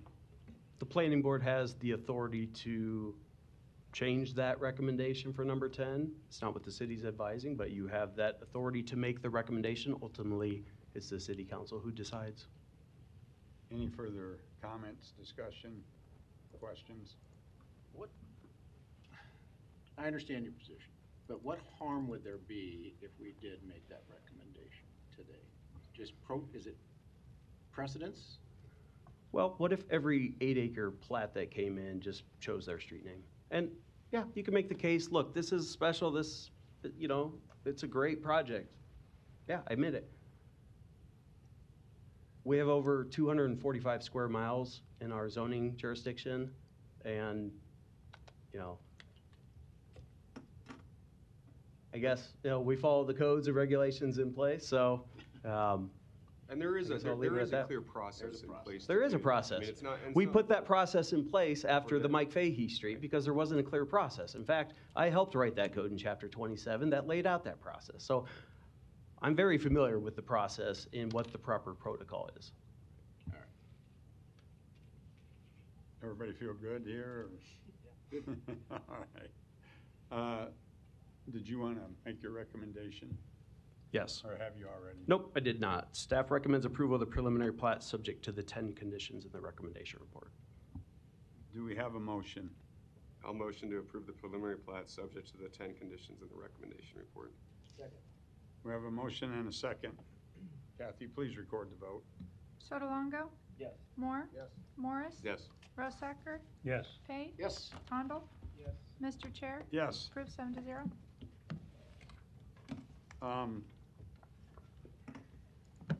Last month's pre-meeting, September's pre-meeting minutes and public meeting minutes. Do we have a motion?